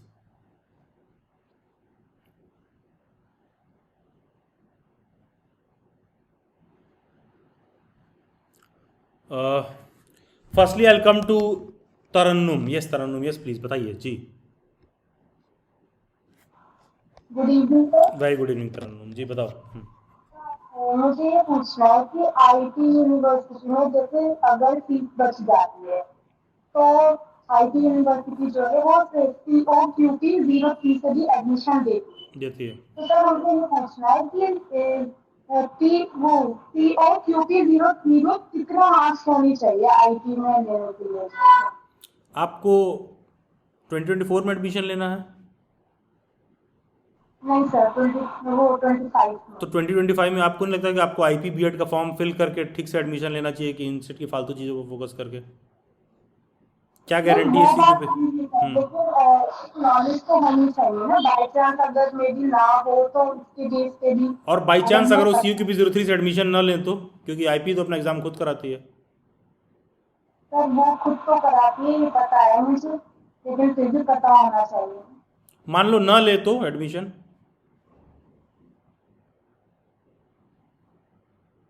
जो IP यूनिवर्सिटी अपना एग्जाम खुद कराती है, तो मान लो सीट बचेगा, तो आप कह रही हैं कि मेरा क्या CUET के पेपर के बेसिस पर हो जाएगा?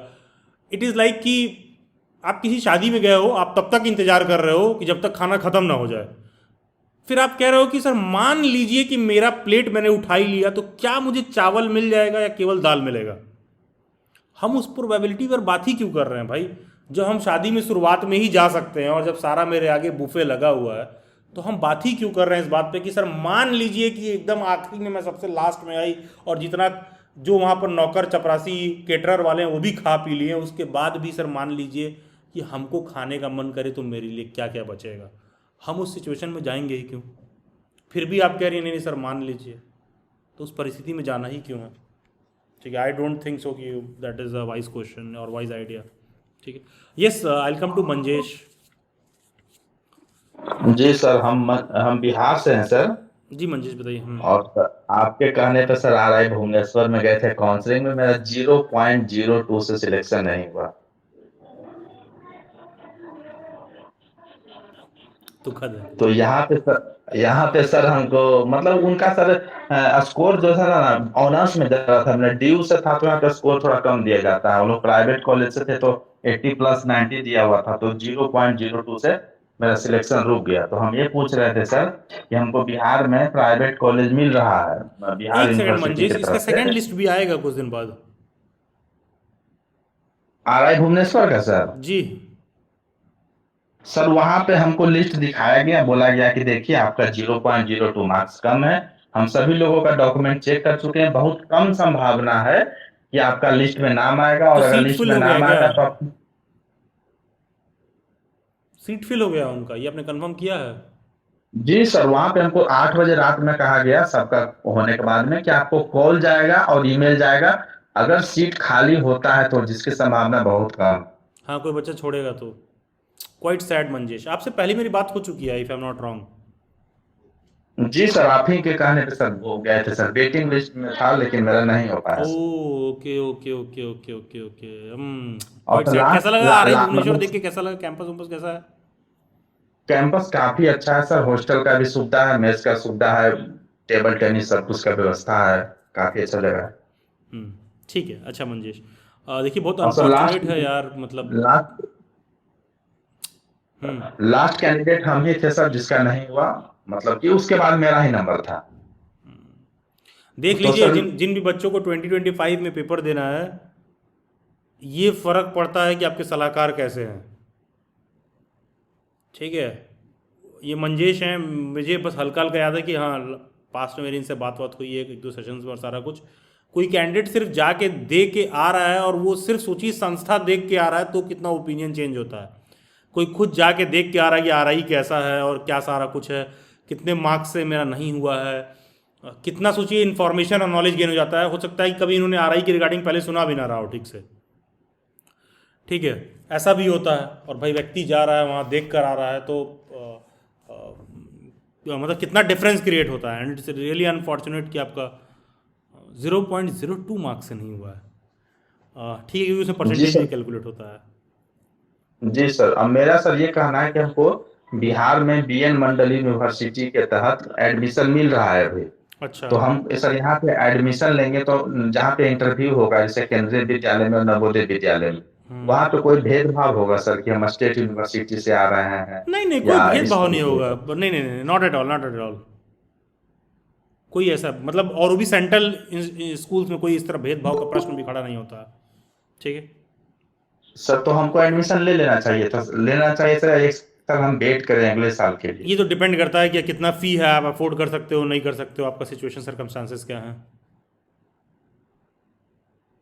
ठीक है सर, तो मेरा सर यही ओपिनियन है कि हम यहाँ पे एडमिशन ले लेते हैं, और तो अगर जो आप भी ले तैयारी सकते है हैं तो वो। I think you should go ahead, आपको एडमिशन ले लेना चाहिए।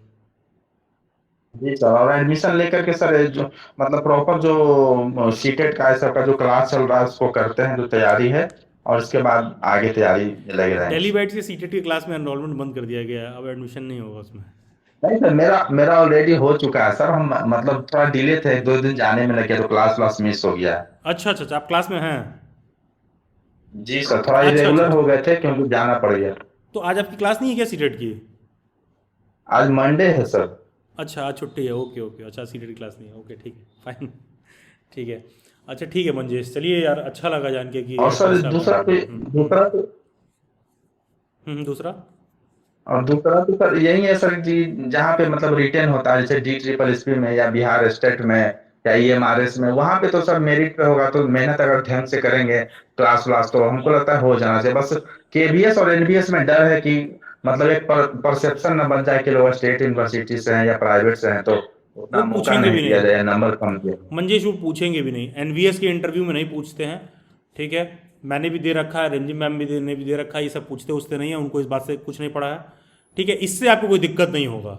ठीक है, कभी भी ना, अभी ना बाद में, कभी दिक्कत नहीं होगा। और सेंट्रल के किसी भी स्कूल्स में कोई दिक्कत नहीं होगा जॉब वॉब में। ठीक है। और उसमें ऐसा कुछ प्रॉब्लम नहीं होगा। और रही बात प्रिपरेशन, वो जो आपका ई एम आर एस वगैरह कह रहे हो, डायरेक्ट उसमें जहाँ इंटरव्यू नहीं है, जहाँ पर रिटर्न पर हो रहा है, तो मुझे लगता है कि आप ठीक ठाक तरीके से प्रिपेयर कर लेंगे, जितना हम लोग क्लास में करवा रहे हैं, तो कोई बहुत बड़ी चीज़ नहीं है, क्वालिफाई हो जाएगा। ठीक है। जी, धन्यवाद सर। ठीक है। ऑल्सो मंजेश, कैसा रहा आर आई के पेपर का एक्सपीरियंस वगैरह, मतलब कैसे आपको लगा कि आर सर आई के आर पेपर आई देना? आरआई के विषय में हमको कोई जानकारी नहीं था सर, लास्ट मोमेंट पे आपका मतलब मेरा बीएड करने का थोड़ा फैसला थोड़ा डिले था, इसलिए ड्यू का और बीएचयू का भर नहीं पाए थे सर। तो उसी से प्लेलिस्ट से पता चला कि कौन कौन सा विकल्प है, जिसमें आपके थ्रू पता चला कि आरआई बहुत बेस्ट इंस्टीट्यूशन है। तो वहां पे तैयारी सर हम एक्चुअली आईपी का ही किए थे, आरआई का बस एग्जाम देने के लिए चले गए थे। तो पेपर में सर एक जो क्वेश्चन था बहुत सिंपल था, टीचिंग एप्टीट्यूड से, उसमें एक ही ऑप्शन में हम दो दो भर दिए, तो वहां पे मिस्टेक हो गया अच्छा, क्योंकि बबल फैन। फिल करते समय ओ। जी सर, तो फैन फैन नहीं चल रहा था, बहुत स्थिति खराब था, टॉप फ्लोर पे था, गर्मी का टाइम था, तो वहीं हमको लगा वहीं पे हम पैर पे कुल्हाड़ी मार लिया। और दूसरी बात सर कि वो लोग पीजी डीए भी ये सब कॉलेज से थे, तो उनका 90% मार्क्स था, 40% वाले डीए में। मेरा तो 70% ड्यू में ज्यादा मिलता नहीं है नंबर। तो रिटेल में तो मेरा ज्यादा ही था, लेकिन उनका उस तरफ ज्यादा था, तो 1.5 या 2 मार्क्स का मात्र डिफरेंस था मेरे और टॉपर के बीच में। तो वो सब क्या पीजी वाले उस पे भर रखे थे क्या वो लोग? वो लोग सब पीजी डीए भी कॉलेज है बनारस में, हम्म। और पटना यूनिवर्सिटी ये सबसे भरे, तो यहाँ पे नंबर देने का प्रचलन थोड़ा ज्यादा है, मतलब अच्छा, 80-90 मार्क्स के प्लस देते हैं। 40% वाला वो जो एरिया कैलकुलेट हो रहा था उसमें उन्होंने लीड ले लिया। जी सर, उनमें उनका ज्यादा था और मेरा कम था थोड़ा। चलिए ठीक है। वैसे आर आई भुवनेश्वर बहुत अच्छा इंस्टीट्यूट था। मैं ऊपर वाले से प्रार्थना करूंगा कि आपको जरूर वहाँ से कॉल आए और एडमिशन हो, और एडमिशन हो तो भाग के जाइएगा लेने। ठीक है, बहुत अच्छा जी लगा सर, पढ़ने के लिए। बिल्कुल ठीक है। सर, एडमिशन होगा तो कहीं से भी कैंसिल करा के चले जाएंगे सर। हाँ हाँ, क्योंकि एडुकेशन सेक्टर में मतलब अपने आप में ऐसा कॉलेज है सिर्फ एडुकेशन की डिग्री लोग प्रोवाइड करते हैं केवल और केवल। ठीक है, एडुकेशन फील्ड के। चलिए ठीक है मंजीश, बहुत सारी शुभकामनाएं, ऑल दी वेरी बेस्ट, करिए अच्छा करिए। ठीक है। जी सर, धन्यवाद sir. Thank you Manjesh. Yes, किसी और को कोई डाउट और क्वेरी आईपी के regarding? Yes Vishakha, yes please. Sir आपने जैसे अभी किसी और को बताया था कि तो मतलब 2024 में भी आईपी के एडमिशन होंगे, तो ये कब होंगे? 2025 में विशाखा, 2025 में। नहीं नहीं, आपने जो 2025 के लिए पूछ रही थी, आपने जो शादी वाला एग्जांपल दिया था, तो उसमें मतलब आपने कहा था ना कि 2024 में एडमिशन लेना है क्या, समथिंग ऐसा, तो इसलिए अच्छा पूछ रही हूँ मैं। अच्छा, नहीं 2024 के लिए मैंने इसलिए पूछा उनसे क्योंकि जैसे मान लीजिए जब आईपी में सारा सीट उठ फिल हो गया तो कुछ सीट बचा हुआ था। तो उन लोगों ने ये कहा कि जो बच्चे CUQP03 वाला पेपर दिए थे CUET में, ठीक है, वो बच्चे भी उनके लिए अलग से फॉर्म आया था, काउंसलिंग के फॉर्म में पार्टिसिपेट कर सकते हैं। तो इस बात का कोई गारंटी नहीं रहता है, मान लो सीट ना बचे तो। हाँ जी, ये तो है। हाँ, तो फिर हम उससे बात ही क्यों कर रहे हैं? मतलब वो तो ऐसा है कि मेरे को 2400 सीट भरना है, मेरे 2000 ही सीट भरें। अब मेरा 300 सीट, मेरे कुछ कॉलेज ऐसे हैं जो बहुत बेकार हैं, ठीक है, जहाँ पर कोई झांकने भी नहीं जाएगा। तो अब मैंने क्या किया कि इन 300 कॉलेजेस को बोला कि भाई तुम जाके अपना CUET से सीट फिल कर लो। ठीक है, तो ये तो कुछ जी उस सर। तरह का है। तो मतलब अगर मतलब आज हम 2024 में हम इस तरह से बातें कर रहे हैं, तो हम इस तरह की तिकड़मबाजी पर बात ही क्यों कर रहे हैं? ठीक है, हम इस पर क्यों नहीं बात कर रहे हैं कि हम आईपी का पेपर दें और हमको SCRT में सेलेक्ट होना है, उससे ज़्यादा कुछ बात ही ना करें। ओके। ठीक है, हाँ, तो मतलब ये एजेंडा होना चाहिए। तो 2024 में कुछ दिन पहले उन लोगों ने नोटिस जारी किया था, और वो नोटिस में साफ साफ लिखा रहता है कि अगर आईपी बीएड के एग्ज़ाम से कंडक्ट होने के बाद कुछ सीटें बच गईं तो हम CUET से भी एडमिशन फिल कर लेंगे। तो कुछ सीटें कहाँ बचेंगी? अच्छे कॉलेजेस में बचेंगी कि खराब? ठीक है, अपना कॉमन सेंस यूज़ करो। Okay sir. अब सोचिए विशाखा, SCRT में 100 सीट है तो वहाँ कुछ सीटें बच जाएंगी? Not possible. Not possible. क्या MSIT में कुछ सीटें बच जाएंगी? कोई लीलावती में कुछ सीटें बच जाएंगी? Not possible. ठीक हाँ है, जी। हाँ, श्री राम इंस्टीट्यूट में जरूर बच जाएंगी, जहाँ तुम एक बार तुम जाओगी, तुम देख के आओगी, तुमको समझ में आ जाएगा बीएड करना है कि नहीं करना है। वहाँ कुछ सीटें बच जाएंगी। जब वहाँ कुछ सीटें बच जाएंगी तो वो क्या क्या बच के आ जाएंगी? तुम्हारे यहाँ कोई एडमिशन ही नहीं ले रहा है, तुम कह रहे हो CUET से एडमिशन ले लो, मैनेजमेंट कोटे से एडमिशन ले लो। भाई इस पर हम क्यों बात कर रहे हैं? हम लोग तो 2024 में हम पढ़ने की रिगार्डिंग बात कर रहे हैं यार। अभी हम फोकस्ड रहेंगे, जब लास्ट मोमेंट आ जाएगा तो भाई मरता तो क्या नहीं करता, तब जो भी ऑप्शन रहेगा करेंगे, नहीं हो रहा होगा तो भाई वो भी फिल करेंगे। ठीक है, और ऑल्सो जैसे पता है एक चीज़ आप लोग को और समझना चाहिए, जैसे किसी ने कहा सर तब भी कितना नंबर जाता होगा कट ऑफ। अरे यार, ये हर साल वैरी करता है भाई। ये अभी से कैसे कमेंट कर सकता है कोई भी? जब CUET का पेपर आएगा पता नहीं कैसा पेपर का लेवल रहेगा। अगर पेपर का लेवल बहुत ऊंचा रहेगा तो कट ऑफ नीचे जाएगा।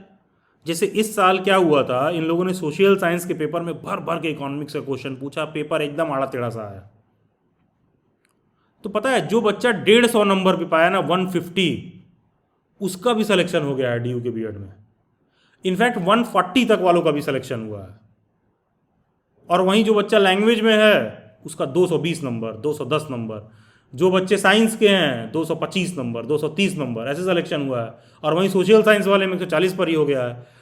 तो अब और उसके जस्ट 2023 में क्या हुआ था, सोशल साइंस में 220, 225, 230। तो मतलब है क्या ना कि मतलब जब हम यार मतलब जब हम पढ़ने बैठे हो ना, तो हमको ऐसा चीज़ अवॉइड करना चाहिए जो हम लोगों को डिस्ट्रैक्ट करे। डिस्ट्रैक्ट क्यों करे कि यार वी डोंट नो क्या लेवल का पेपर होगा, कैसा पेपर आएगा, क्या पेपर होगा। और छोड़ो, 2023 में इन्होंने बोला था कि हम पेपर में पार्ट ए भी पूछेंगे, जिसमें पार्ट ए में मैथ एंड रीजनिंग आता है। 2024 में इन्होंने अचानक से कह दिया कि भैया हम पार्ट ए नहीं पूछेंगे। तो भाई उससे मेरिट पे फर्क पड़ता है ना। मान लो तुम सोशल साइंस के स्टूडेंट हो, अब तुमसे पार्ट ए में 25 क्वेश्चन पूछता मैथ का और रीजनिंग का, वो सडनली हटा दिया, तो तुमको लगता है कि तुम्हारा परफॉर्मेंस इंप्रूव होगा, क्योंकि 25 तुमसे मैथ के तुमको नहीं करने हैं अब।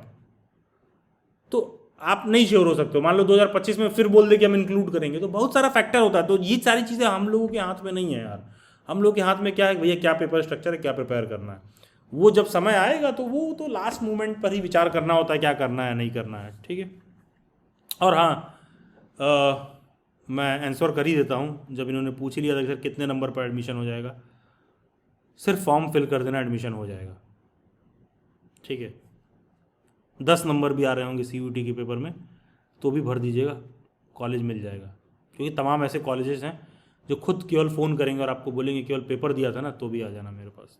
तो हाँ, तो इसलिए वहाँ नंबर का डिबेट भी फालतू है। क्योंकि वो जो देखो विशाखा, जो आखिरी के जो 300-400 सीट बचे रहेंगे, उसमें क्या है कि तुमने बस CUET का फॉर्म भी फिल कर रखा है ना, तो आ जाओ, बस पैसा ले आओ, पैसा ले आइए, चाहे किसी भी मोड में, कैश, काइंड, कुछ भी ऑनलाइन, बस पैसा लाइए, हो जाएगा। तो आई डोंट थिंक कि मतलब इन पास्ट 5 ईयर्स मैंने इस तरह की चीज़ें यार एंडोर्स नहीं की। मैंने कई बच्चों को इस तरह का रिकमेंडेशन नहीं दिया है। इनफैक्ट आप लोगों को मैं एक चीज़ और ऐड करना चाहूँगा, तमाम ऐसे IP BEd के कॉलेजेस हैं जो हम जैसे लोगों को डायरेक्ट अप्रोच करते हैं कि आप बच्चों को हमारे कॉलेज के नाम लेके ये बोलिए। एंड आपको मैं एक चीज़ बता दूं, किसी एक बैच को जब मैं 1.5 से 2 महीने लगातार 2 घंटे 3 घंटे अपना खून जलाऊंगा, पढ़ाऊंगा, जितना मैं अर्न करूंगा उतना सिर्फ उन्हें 1 से 2 स्टूडेंट मैं दिला दूंगा, उतना मेरे को अर्निंग वो दे देंगे, ठीक है। इतना वो देने को रेडी रहते हैं। अब ये चॉइस मेरे ऊपर है कि मुझे करना है कि नहीं करना है, ठीक है। ये चॉइस मेरे ऊपर है। क्योंकि आप सोचिए ना, किसी कॉलेज के मैं बार बार नाम लेके कह रहा हूँ, किसी IP के कॉलेज में, और तमाम सारे बच्चे आते हैं जिनका 24 में एडमिशन नहीं हो रहा है। Those colleges are very okay कि आप बस उनको भेजिए, हम 1.5 लाख ले लेंगे, 50 आप ले लीजिएगा, जितना कहा मैं 2 महीना मेहनत करूँगा बच्चे के पीछे। तो ये जो वास्तविकता होती है, इसको हम लोगों को समझने की ज़रूरत है। एंड बहुत सारे बुक्स आते हैं मेरे पास, देख लो ये सारी जो किताबें हैं मेरे टेबल पर जितनी रखी हुई है, ये सारे जो सब स्पेसिमेन कॉपी है सब, ठीक है। इन सारे लोगों ने भेज रखा है सब पेड रिव्यू के लिए। कोई मेरा ऐसा वीडियो देखो जिसमें कोई किताब होता है मैं पेड रिव्यू कर रहा हूँ, कुछ भी कि ये वाला किताब अच्छा है, कुछ है जो तमाम लोग रिकमेंड कर देते हैं, वो सब का, ठीक है। दे आर रेडी टू पे। और आपको भी आइडिया नहीं है आप लोगों को कि when somebody is paying you, कितना दिल पे पत्थर रख के आपको ऑनेस्टी के साथ लकीर खींचना पड़ता है कि नहीं, I can't accept this pay cheque, क्योंकि it is not going as per ethics. एक रिसेंट एक पब्लिकेशन वाला बुक है, वो मैंने पढ़ा तो वो थोड़ा ठीक था, उसको मुझे लगा कि हाँ रिकमेंड कर सकते हैं। अदरवाइज वो और लोग रिकमेंड कर देते हैं normally, but I prefer reading it and I prefer going it by the right way. और मैं आप सभी लोगों को भी रिकमेंड करूँगा, अगर कुछ अच्छा बड़ा करना है तो always prefer the right path, not the stupid path, please, अगर आपको कुछ अच्छा करना है तो। Otherwise these are easy money, ठीक है। लेकिन सोचो ना, मेरे रिकमेंडेशन से 100 लोग किताब खरीद लें और 50 बच्चे इसको पढ़ के यूज़फुल ना फाइंड करें, तो मुझे लगता है कि एज अ टीचर मेरे क्रेडिबिलिटी पर डेंट है। तो अब ये एडुकेटर्स की चॉइस है कौन क्या करना चाहता है नहीं करना चाहता है। एंड ये एडुकेटर्स की भी चॉइस है कि अगर आप, मैं ऐसे ही नाम लेके नहीं कहूँगा, तमाम ऐसे एडुकेटर्स हैं इसी IP में तुमको ये कॉलेज वो कॉलेज रिकमेंड कर देते हैं, आपको पता भी नहीं चलेगा कि पीछे क्या सेटिंग वेटिंग है। तुमसे बात करेंगे, कहेंगे हाँ फ़ोन नंबर दे दो, वहाँ कॉन्टैक्ट दे देंगे, तुमने एडमिशन ले लिया, 50,000 उनको भेज दिया जाएगा, बात खत्म। और हाँ, एक चीज़ और कमाल की बात जानते हो क्या होता है प्राइवेट कॉलेज के साथ? एक इशू और है, दिल्ली यूनिवर्सिटी अगर तुमसे 6,000 रुपया फीस लेता है तो 6,000 रुपये फीस लेगा, ठीक है। अगर तुमको RIE 12,000 रुपये फीस लेता है तो 12,000 रुपये फीस लेगा। अब इसका मतलब क्या है?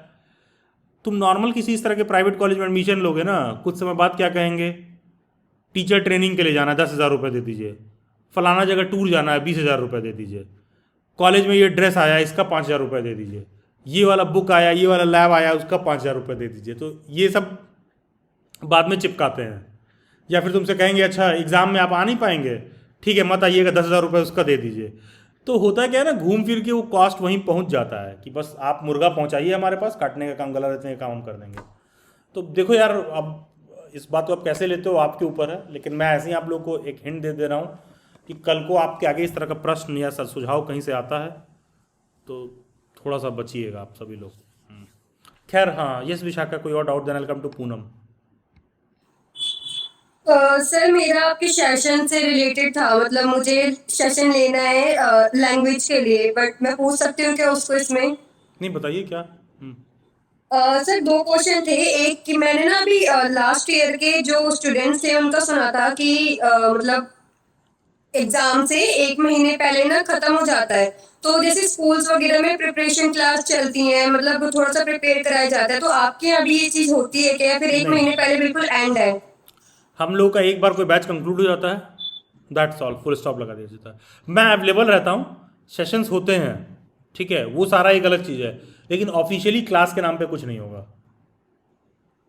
ओके ओके, मीन्स अगर हमें कोई प्रॉब्लम हो तो हम पूछ सकते हैं? नहीं नहीं, जब तक प्रिपरेशन क्लास चल रही होती है, जैसे मान लो 2 महीने प्रिपरेशन क्लास चल रहा है, ठीक है, तो जैसे आप मेरे से बात कर रही हैं, रोज रात में 9 to 11 PM ही हमारे क्लास का टाइम है, ठीक है, तो जैसे आप मेरे से बात कर रही हैं 2 महीने आप लगातार अपना सब कुछ कर सकती हैं, ठीक है। एक बार बैच का लास्ट डेट ओवर हो गया और हमने फीडबैक सेशन कंडक्ट कर लिया, ठीक है, उसके बाद उस बैच से रिलेटेड हम लोग कुछ भी एंटरटेन नहीं करते हैं। उसका 2 सिंपल सा कारण है, क्योंकि तुमको बैच के इमीडिएट बाद तो एंटरटेन करने का प्रश्न नहीं उठेगा, बच्चा जागता है एग्जाम के समय and we are not available that time, ठीक है, एज सिंपल एज दैट। जैसे मान लीजिए आपको क्लास 11th के रिजल्ट, तुमने क्लास 11th पास किया होगा या ग्रेजुएशन पास किया होगा, आपने क्या कर रखा है ग्रेजुएशन में बताइए? Sir BA programme. BA programme कब कंप्लीट किया है आपने? 2023। 2023 में। आज बीए प्रोग्राम के फाइनल ईयर के सब्जेक्ट में आपको कोई दिक्कत हो क्या, आप पूछ सकती हैं वापस जाके? नहीं नहीं, तो यही चीज़ प्रैक्टिकल सी बात है। तो हम लोग ऐसा कोई आपको मीठा झूठ नहीं देंगे, ठीक है, एक बार बैच ओवर बात खत्म। ओके। हाँ हाँ, जब तक बैच चलता रहेगा रोज आइए, डिस्कस करिए, घंटा भर टीचर का दिमाग खाना है, खाइए, कोई दिक्कत नहीं है, उसमें कोई दिक्कत नहीं है, ठीक है। लेकिन हाँ, एक बार बैच ओवर हो गया तो पॉसिबल नहीं है, क्योंकि सभी टीचर दूसरे बैचेस में लगे रहते हैं, वो अपना क्लास उधर ले रहे हैं, किसी के पास टाइम नहीं रहेगा, आप हैंडलर को मैसेज करोगे और ये हैंडलर का काम नहीं है तो वो इसको एंडोर्स नहीं करेंगी, ठीक ओके है। सर। हाँ हाँ, ये ओपन सेशंस होते रहते हैं, बहुत सारी मेरी मीटिंग्स होते रहती है और फैकल्टीज़ के साथ भी मीटिंग वगैरह होते रहती है, उसमें आप आके बात कर सकते हो, अगर आप उनके स्टूडेंट रहे हो तो टीचर जानते हैं, ठीक है, जी ठीक है, ये सब रहता है। जैसे ये सेशन हो रहा है तो कोई बच्चा किसी से मैंने पूछा कोई बैच में है नहीं है, मुझे तो पता ही नहीं है कौन से स्टूडेंट बैच में है नहीं है, क्या डायरेक्ट ओपन सेशन है, कोई बच्चा ज्वाइन कर लिया है, तो बैच वालों के लिए सेशन होते रहते हैं, ओपन सेशन तो खैर होता ही है, ठीक है Vishakha. Okay sir. Okay, thank you. Then I come to Poonam Yadav. Yes Poonam. Good evening sir. Good evening ji, बताइए। सर मेरा डाउट था कि सर मैंने इस बार IPBEd का एग्जाम दिया था, तो मेरी रैंक आई थी 1261। तो सर जब मैंने फर्स्ट राउंड भरा था स्पॉट राउंड, तो मुझे उसमें संत हरिदास मिला था। तो मैं विजिट करके आई कॉलेज में, तो मुझे नहीं, मतलब मैंने वहाँ एडमिशन नहीं लिया क्योंकि मुझे नहीं अच्छा लगा वहाँ पे कॉलेज जी। फिर मैंने जब सेकेंड राउंड भरा तो फिर गुरु नानक मिल रहा था, तो सर मैं वहाँ पे भी विजिट करके आई, तो वो भी मुझे नहीं, मतलब वहाँ का कॉलेज भी नहीं अच्छा लगा।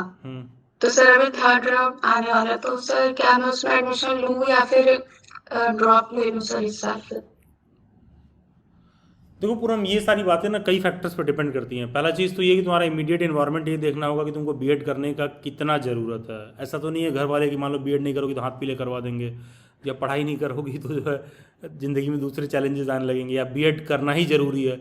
अगर तुम्हारे लिए डिग्री बहुत इंपॉर्टेंट है तब तो आप जाइए, एडमिशन लीजिए, ठीक है।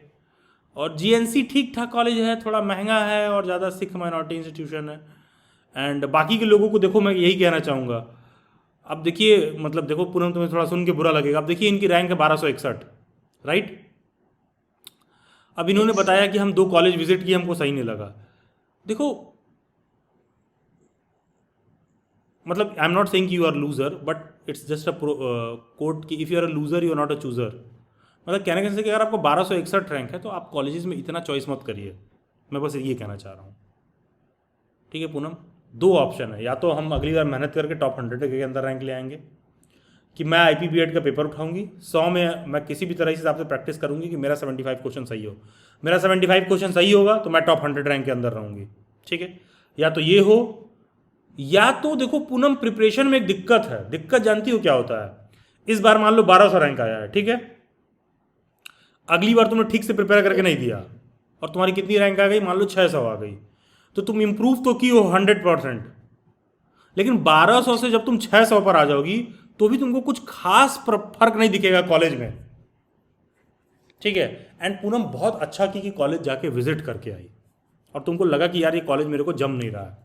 ठीक है, तो Yes, sir. तब आपको ये बात समझ में आएगी कि इतनी देर से मैं क्या कह रहा हूँ बच्चों को, कि कॉलेज आप देखिए, उसमें एडमिशन भी हो रहा होगा, रैंक होगा। अब देखो तुम काउंसलिंग में पार्टिसिपेट की ना, तो तुमको लगा कि यार हाँ यार ये सेट नहीं बैठ रहा मेरा। Yes, sir. हाँ, तो पूनम देखो 2 चीज़ें हैं, अगर आपको लगता है कि प्रिपेयर करना है तो ढंग से प्रिपेयर कर लीजिए, और आप मेरे से अलग से ही बात कर लीजिएगा। अगर आप ड्रॉप लीजिएगा तो 1 ईयर में मैं रिकमेंड कर दूंगा कि कौन से स्किल बेस्ड कोर्सेज, कौन से ऑनलाइन कोर्सेज, किस तरह की चीज़ें हैं, तो ये आप 1 साल में कोर्सेज वगैरह भी कर लीजिए, सो दैट जिससे आपकी एलिजिबिलिटी बढ़ जाएगी, पहला चीज़। दूसरा चीज़ की जो है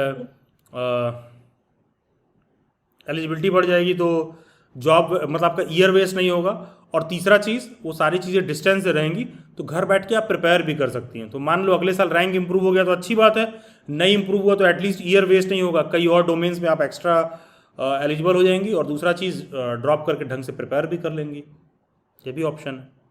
ठीक है, ओके सर। सर एक और डाउट था आप मेरा। दिल्ली बैठ से किसी बैच में हैं क्या? नो सर, अभी नहीं ज्वाइन किया मैंने। तो आप ना मेरे को, नहीं मैं इसलिए नहीं पूछ रहा हूँ, मैं आप ना मेरे को इंस्टा पे मैसेज करिएगा, मैं एक बार देख लूँगा। ठीक है, क्योंकि अदरवाइज करियर काउंसलिंग का सेशन ना पेड होता है, मैं आपको बता दूंगा क्या क्या आप कर सकती हैं, कि 1 ईयर में आप क्या क्या ऑप्शन अपने पास रखिएगा। ठीक है, अदरवाइज आप हैंडलर के पास जाएंगी तो आपको पेमेंट करने के लिए कहेंगे, तो आप मेरे को इंस्टा पे मैसेज करिएगा, मैं आपको इन्फॉर्म कर दूंगा कि 1 ईयर में आप क्या क्या कर सकती हैं। और उसके बाद आप क्या करिएगा कि जो है उसमें एडमिशन ले लीजिएगा, एट द सेम टाइम ये देखते रहिएगा कि मुझे अगर ड्रॉप करके प्रिपेयर करना है तो मुझे किस तरह से प्रिपेयर करना है, सो मच सो दैट कि इस हिसाब से प्रिपेयर करिए कि IP में टॉप 100 के अंदर है। And why IP, focus on like RI, Jamia and DU as well, जब ड्रॉप ही करना है तो। ठीक है जी सर, मेरा एक और डाउट था। हम्म। सर क्योंकि मैं कॉमर्स की स्टूडेंट हूँ, तो सर सब्जेक्ट कॉम्बिनेशन में मुझे थोड़ा डाउट था, क्योंकि जब TGT के लिए फॉर्म्स निकलेंगे तो उसमें तो सब्जेक्ट कॉम्बिनेशन वो लोग मांगते हैं, तो तो सर कैसे? TGT कॉमर्स की तो कोई पोस्ट ही नहीं आती है पूनम, पहली बात तो ये है। Yes sir. ठीक है, तो TGT फिर उसके लिए क्या करना चाहिए सर? आई थिंक ऐसे सभी कैंडिडेट्स को स्ट्रांग रिकमेंडेशन रहता है कि BEd के बाद मास्टर्स कर लीजिए। जी ठीक है, मास्टर्स इसलिए कर लीजिए आप क्योंकि पहले तो PGT के लिए एलिजिबल हो जाती हैं, और कॉमर्स में होता क्या है ना, ऑलरेडी 11-12 में कॉमर्स शुरू होता है, और 11-12 का टीचर बनने के लिए Yes. PGT होने की ज़रूरत है, पोस्ट ग्रेजुएट होने की ज़रूरत है। तो इन दैट जी। केस आपको मास्टर्स कर लेना चाहिए, मतलब प्लान में होना चाहिए कि करना है मेरे को फ्यूचर में। जी ठीक है, या फिर ऐसा भी कर सकती हो, अगर ड्रॉप ले रही हो तो इस साल मास्टर्स में एडमिशन ले लो और उसके बाद BEd का फॉर्म फिल करो। ठीक है, तो सर मैं रेगुलर से करूँ या फिर इग्नू से? मास्टर्स कहाँ से नहीं, मास्टर्स तो तुम डिस्टेंस से कर लो, इग्नू से कर लो। ठीक ओके है, सर। देखो सर मुझे MA करना चाहिए। क्या कहनी पूनम? MA हाँ हाँ, मास्टर्स, यस, MA। आपने क्या कर रखा है ग्रेजुएशन में? BCom। हाँ, तो MCOM करिए। Okay sir. ठीक है, MCOM कर सकती हैं या फिर MA इकोनॉमिक्स कर सकती हैं। ओके ठीक है, इसमें से कोई चूज कर लीजिए दोनों में से। कर तो आप और भी सब्जेक्ट में मास्टर सकती हैं, but not recommended very much. और इसी साल एडमिशन भी ले सकती हैं। एडवांटेज आपको ये मिलेगा कि भैया आपका डिस्टेंस से ये कंप्लीट हो जाएगा, क्योंकि अगर रेगुलर जाने लगोगी ना तो कॉलेज में डूब जाओगी। रेगुलर कॉलेज में होता है कि मस्त कैंटीन, चाय चटनी समोसा चल रहा रहता है, तो होगा क्या कि प्रिपरेशन पीछे छूट जाएगा फिर। जी। ठीक है, डिस्टेंस वाले में क्या है कि प्रिपरेशन करते रहिए, मतलब हाँ ऐसा होता है। ठीक है, ओके सर, ठीक है, थैंक यू। तो हाँ ओके, थैंक यू। हाँ यस अंशिका।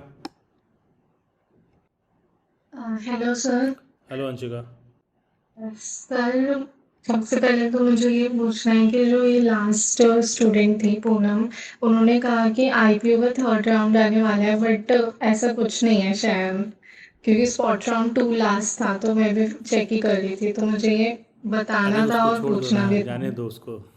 हाँ, और मेरा ये डाउट है, हम्म। लास्ट टाइम मैंने आपसे बात करी थी, मेरा आईपीयू में कॉलेज में एडमिशन हुआ है कालका में, और आईआई की भी मेरी सही रैंक है, तो वहाँ पर भी मैंने बात करी है। आईपीयू से मुझे फीस अपनी विड्रॉल करवानी है ना, उसके रिगार्डिंग आईपीयू में जाके भी बात कर ली मैंने, तो उन्होंने कहा कि यूनिवर्सिटी को जो 60,000 दिए है वो हमारी प्रॉब्लम है, हमारे यहाँ की एप्लीकेशन डाल दो, हम तुम्हें 60 के वापस कर देंगे, बाकी 40,000 जो तुमने कॉलेज को दिए हैं वो कॉलेज के ऊपर है, वो रिफंड करेंगे नहीं करेंगे, ज़्यादा हुआ तो यूजीसी की गाइडलाइन दिखा देना, और मतलब ऐसे अलाउ करते हैं कि वो करेंगे ही ठीक वापस। है, तो आरआई में एडमिशन का क्या चल रहा है आपका? आरआई में अभी तक उसका रिजल्ट आया नहीं है, मैं दिल्ली से हूँ, मेरी ओबीसी से मैं कैटेगरी समझ रैंक गया, फर्स्ट मुझे है। याद आ गया, मुझे याद आ गया आपका। हाँ पिछले हाँ। पहले भी आपने दुखड़ा सुनाया आपने मुझे, फीस हाँ वाला। हाँ। देखो तो सुनो, आपने कहा था आईपीयू में जाके बात कर लो, तो मैंने दोनों तरफ बात कर ली, आरआई में भी कर ली, आईपीयू में भी तो कर लिया। पहले तो तुम ये बताओ, जब तुमको हम बोले थे बात करने के लिए तो कुछ फ़ायदा मिला कि नहीं बात करने का? हाँ सर, उसके अगले दिन मैं आईपीयू में गई, वहां पर जाके मैंने सर खाया है उन लोगों का, वो 3 विंडो थी, 3 लोग बैठे हुए थे, एक विंडो पर गई, उनसे क्लियर हो गई बात, देन थर्ड पे गई, सेकंड पर गई, उन्होंने जब मुझे भगाया नहीं ना, मैं पूछते ही जा रही थी उनसे, उन्होंने बोला हो जाएगी चिंता मत करो। देखिए ये यही फ़र्क पड़ता है, इसीलिए मैंने कहा कि एक समय के बाद घर से बाहर पैर रख के ग्राउंड पर उतर के देखिए, ना कि यहाँ ऑनलाइन मीटिंग में ज्वाइन कर करके सब सर फोन मिला रहे हैं, सर मेल कर रहे हैं। देखो जो कॉन्फिडेंस तुमको उनकी जुबान से सुन के आएगा, उनसे बात करके, ठीक है, यस सर। वो तुम्हारा 40,000 भी रिफंड हो जाएगा, क्योंकि बच्चा जब एडमिशन कैंसिल कर देगा, यूनिवर्सिटी जब कैंसिल करेगी तो हो जाएगा। हाँ सर, जैसे ऑनलाइन विड्रॉल की ना लास्ट डेट 28 थी, वो तो अब चली गई है, बट उन्होंने बोला ऑफलाइन आके कर लो, एप्लीकेशन डाल दो। आज भी मैं उनसे फ़ोन नंबर भी ले आई उनके, मैंने आज उनके 4 बार फ़ोन करे, उन्होंने बोला आ जाओ हम कर देंगे, मैंने बोला सर पक्का हो जाएंगे, आ जाओ ऐसे हो रहे थे बस। नहीं नहीं, वो कर देंगे, रिफंड होगा यार। ठीक है, कॉलेज वाले थोड़ा ना निकुर करते हैं, लेकिन हो हाँ जाएगा। कॉलेज वाले तो करते हैं, उनसे ना मेरी सबसे बड़ी गलती है, मैंने कॉलेज की मैम को, 1 महीने से हमारी क्लास चल रही है तो वो पहचान गई है हम लोगों को, उनको फोन करके पूछा मैम आप विड्रॉल हो जाएगा, तो वो शायद थोड़ा उनको पसंद नहीं है, उन्होंने मुझे बोला कि तुमने हमारी एक सीट बर्बाद कर दी, तुम बच्चे समझते नहीं हो। नहीं, और सुनो, उनको पसंद नहीं है, बेवकूफ़ तुम हो ना। तुमको हाँ क्या लग मैं रहा है कि वहाँ लोग वही। बैठे हैं, संत महात्मा बैठे हुए हैं? हाँ इतनी देर से मैं क्या कह रहा हूँ कि जब तुमको वास्तविक हकीकत पता चलेगा कि भाई कब आपको गलत रेट दिया गया है, तुम जिस टीचर को बहुत अपना समझ के महीना भर में मैडम हमारी दोस्त हो गई हैं, इन्हीं से पूछ लेते हैं, ठीक है, तुम उनके कॉलेज के 1 लाख रुपए नुकसान करा दी। सही कह हाँ रही है, वही मैं तो उन्हीं की मैम। साइड से हूँ, खैर।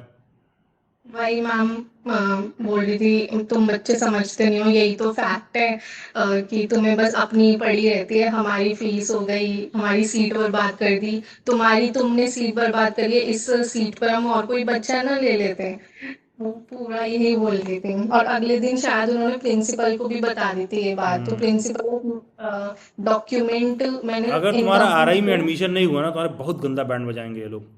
हाँ मुझे भी यही लग रहा है, नहीं इसलिए लग मैंने नहीं ना रहा है, मैं सीनियर श्योर से हूँ, बात ठीक है, करी। मैं बता रहा हूँ, मैं श्योर हूँ। ठीक है, बहुत गंदा बैंड बजाएंगे ये लोग अगर आपका एडमिशन नहीं हुआ आरआई में तो। क्योंकि नहीं नहीं, आप देखो, देखो foolishness and anxiety has its own price. Hmm. ठीक है, आपको ये है कि देखो गन्ना जो है ना बहुत नीचे तक छिल के नहीं खाना चाहिए, मुंह में मिट्टी जाता है। Yes sir. ठीक है, आपने यही किया था।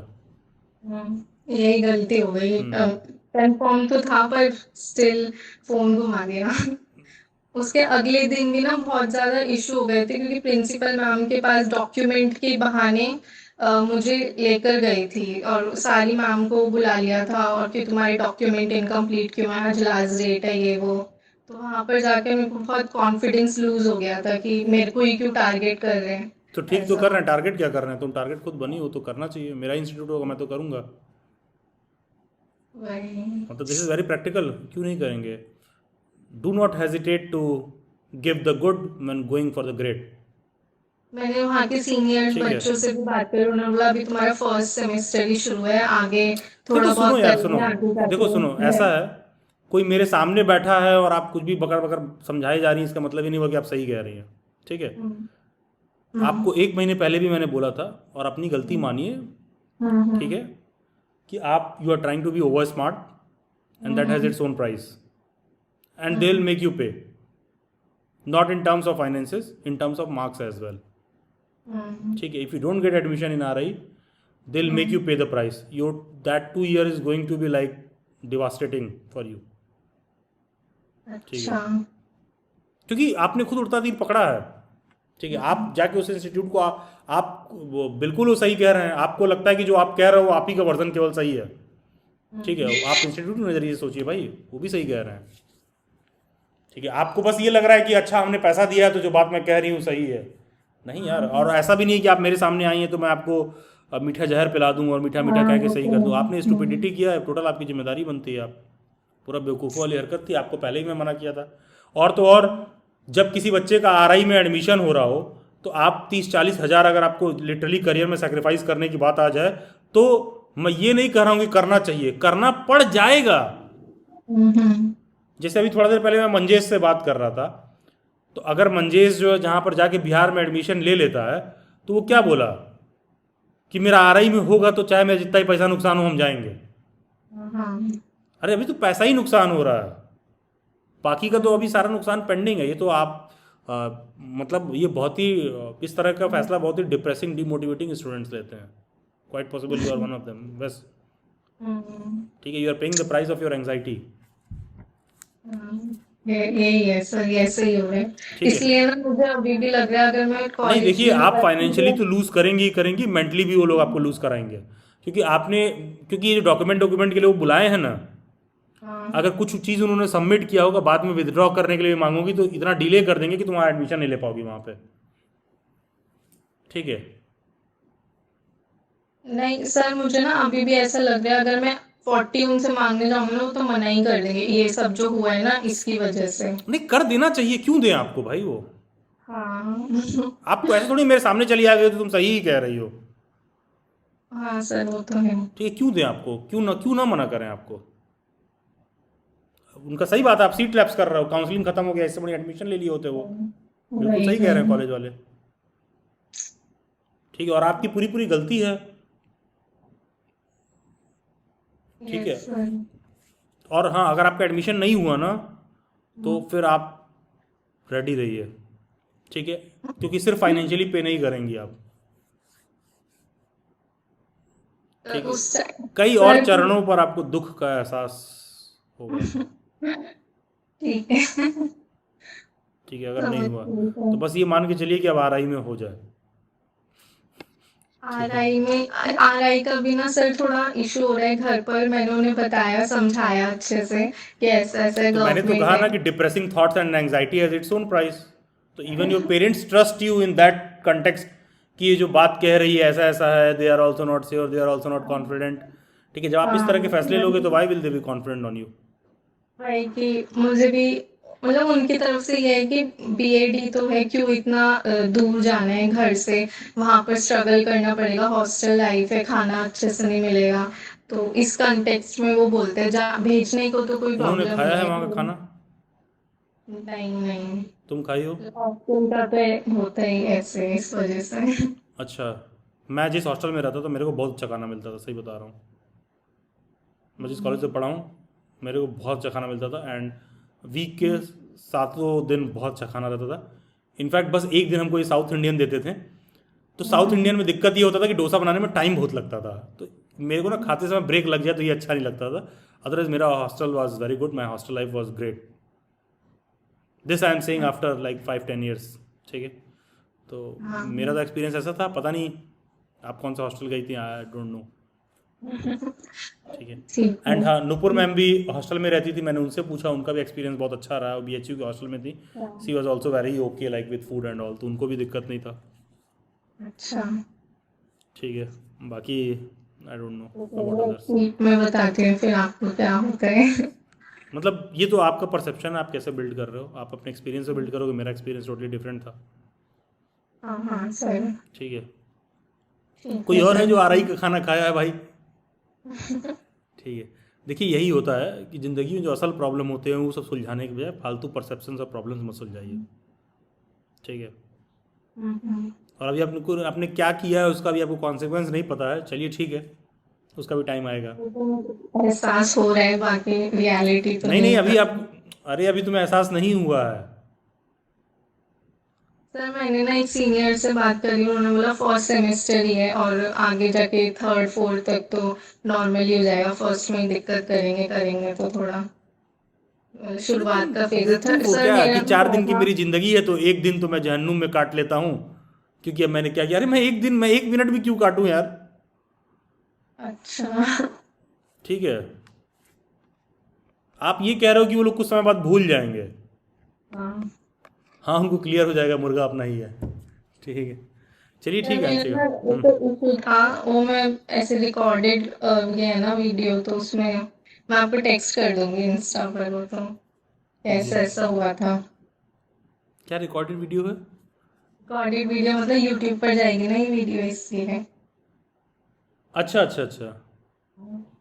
वो मैं आपको फिर टेक्स्ट कर दूंगी आप इंस्टाग्राम पर। जी, हाँ, बताइए। ठीक है सर, थैंक यू। और कोई फालतू समस्या है जीवन में? कुछ नहीं, यही था अच्छा, सर, यही दो चीज़ों समस्या के है। बीच में। ठीक है, ये ठीक तो है। यूट्यूब पर ऐसे ही जाएगा। हाँ हाँ ठीक है सर। ठीक है जी। एनी वन एल्स, किसी और को कोई डाउट थैंक और यू। क्वेरी? देखिए, मैं हमेशा आप लोगों से एक चीज़ कहता हूँ कि कोई बात मैं समझा रहा हूँ दैट डजेंट मीन कि आप समझ जाओगे, क्योंकि समझने का भी एक कैपेबिलिटी और कैपेसिटी होता है। अगर मेरे सामने अगर वाइट बोर्ड लगा हुआ है या ब्लैक बोर्ड लगा हुआ है, ब्लैक बोर्ड पर मैं चॉक से कोई चीज़ लिखा हुआ है, मैं उसको कितना भी मिटा दूँ और मिटा के जब भी मैं दोबारा लिखूंगा, प्रीवियस टीचर ने क्या लिखा था उसमें थोड़ा बहुत दिखाई देता है। आपने लोगों ने ब्लैक बोर्ड देखा होगा, ब्लैक बोर्ड पर कोई चीज़ मिटा दो तो उसके बाद दिखता है क्या लिखा हुआ, और गौर से देखोगे तब भी दिखता है क्या लिखा हुआ है। ठीक है, ऐसे ही आपका माइंड है, फ्रेश ब्रेन्स पर लिखना ईजी होता है कंपेयर टू इस तरह जैसा कोई, जैसे ये बात कर रही थी अभी, क्योंकि आप कोई बात सुन के भी समझ जाओगे, ये बहुत डिफिकल्ट चीज़ होता है, क्योंकि at the end of the day आदत तो आप ही की है ना, क्योंकि आदत छोड़ना सबसे कठिन काम है, सबसे कठिन काम है उस आदत को छोड़ना। ठीक है, क्योंकि आप मेरे महज सिखा देने से कोई व्यक्ति नहीं कर लेगा। जैसे कि I just share example, daily bat से एक जॉब रेडी स्किल का सेशन है, तो उसमें कुछ बच्चे ना क्लाउड किचन वगैरह का भी काम शुरू किए हैं, जॉब रेडी स्किल का ही दूसरे डोमेन में एक हिस्सा है वो। तो एक लड़की ने क्या कर रखा था, जॉब रेडी स्किल में उसका शॉप जब लाइव हो गया है तो उसने आलू पराठा रखा है 160 रुपये का, और पनीर वाला रखा है 59 का। ठीक है, मैं बस टीचर हूँ इसलिए मुझे जुबान पर कई लेवल पर मुझे कंट्रोल करना पड़ा।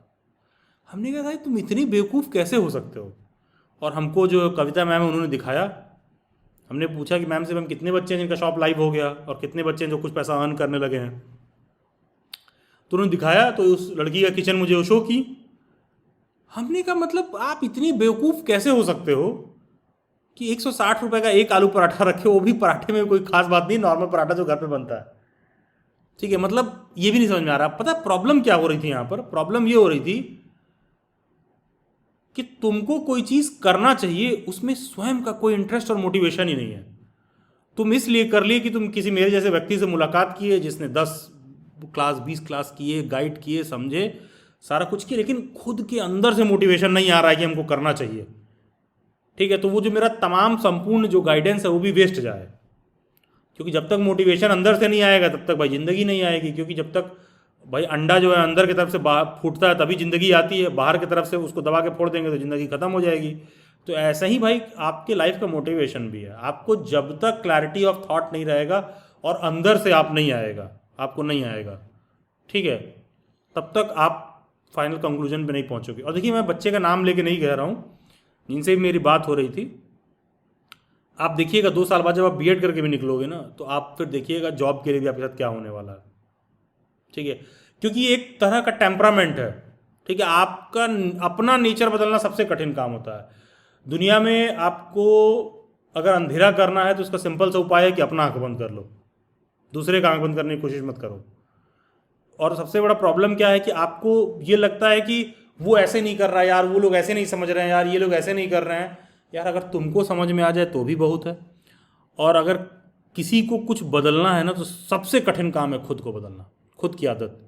आप देखिएगा, जो इस तरह के टेम्परामेंट वाले स्टूडेंट होते हैं, वो 2 साल बाद जब बीएड भी करके निकलते हैं तो पढ़ने में बहुत अच्छा रहेंगे, मार्क्स वार्क्स भी बहुत अच्छा रहेगा, लेकिन जॉब के लिए संघर्ष कर रहे होते हैं, और कहीं जॉब मिल भी जाती है 20-30 हज़ार रुपये की, तो वहाँ पर भी उनका गजब का शोषण हो रहा होता है, गजब का शोषण। और ये सिर्फ पता है क्यों हो रहा होता है, क्योंकि इतना डरपोक, इतना आपके अंदर एंग्जाइटी रहता है कि मतलब आप सही फैसला ले ही नहीं पाते हो।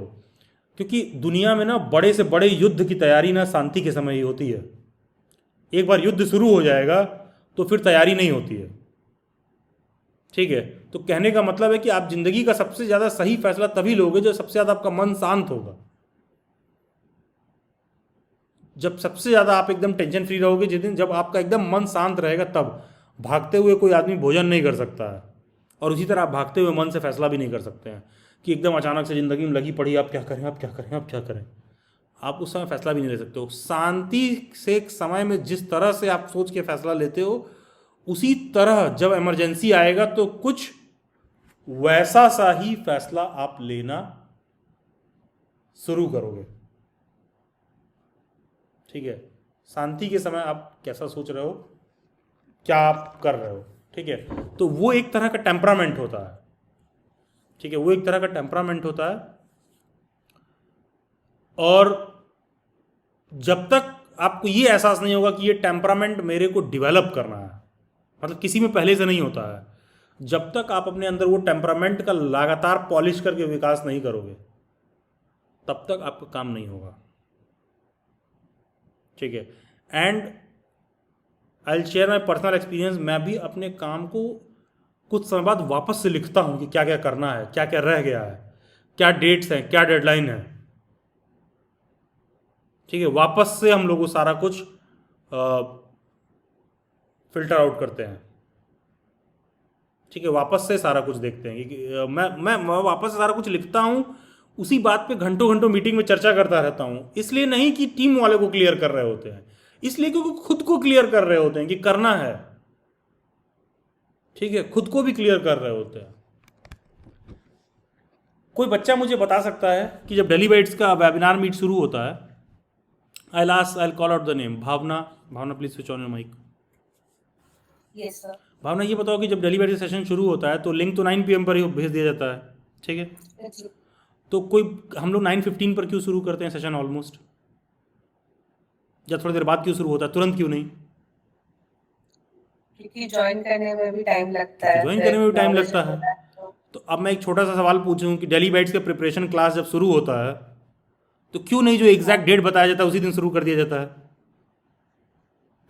क्योंकि एस्टिमेटेड है और हर चीज पॉइंट टू पॉइंट हम पहले से प्लान नहीं कर सकते। नहीं कर सकते हैं। हम लोग भी मोटी मोटा एस्टिमेट देते हैं। जैसे कल किसी कैंडिडेट ने मेरे को मैसेज किया था कि सर ये आप लोग डेट पोस्टपोन करते जा रहे हैं। हमने कहा कौन सा डेट पोस्टपोन हुआ है, 1 हफ्ते कुछ नहीं है भाई, मेरा कई बार क्लास 1 महीने बाद शुरू होता है। 1 हफ्ते तो कुछ नहीं है, 30 को बोला गया था, 6 को शुरू हो रहा है ड्यू वालों को प्रिपरेशन क्लास। तो कह रही सर फिर भी हमारा ये है वो, हमने कहा छोड़ दीजिए।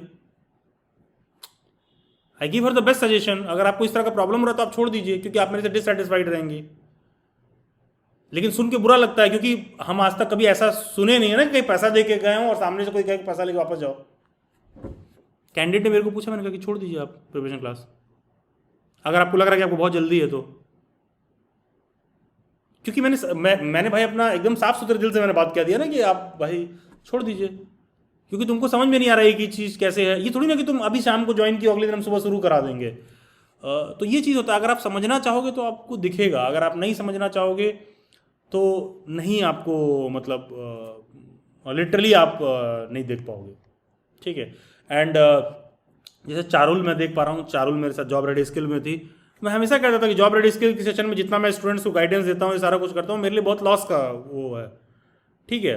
क्यों? क्योंकि मेरे पास भाई मेरे टीजीटी की क्लासेस है, मेरे बीएड की क्लासेस सारा पेंडिंग चल रही थी, क्योंकि जॉब रेडी स्किल वालों का सेशन चल रहा था उधर। और उसके बाद आई नीड अ मंथ। ठीक है। उसका सीटेट की क्लासेस हैं और सारा चीज़ें बहुत लेवल पर एडजस्टमेंट करना रहता है। ज़रूरी ये है कि जो आपका कंसर्न है वो एड्रेस हो रहा है कि नहीं, जिस चीज़ के लिए आप फी दिए हो वो चीज़ हो रहा है कि नहीं। तो पता है यार, वो सीखने वाला जो टेम्परामेंट है ना, आप लोगों को भी डेवलप करने की ज़रूरत है कि अच्छा काम एग्जैक्टली कैसे होता है।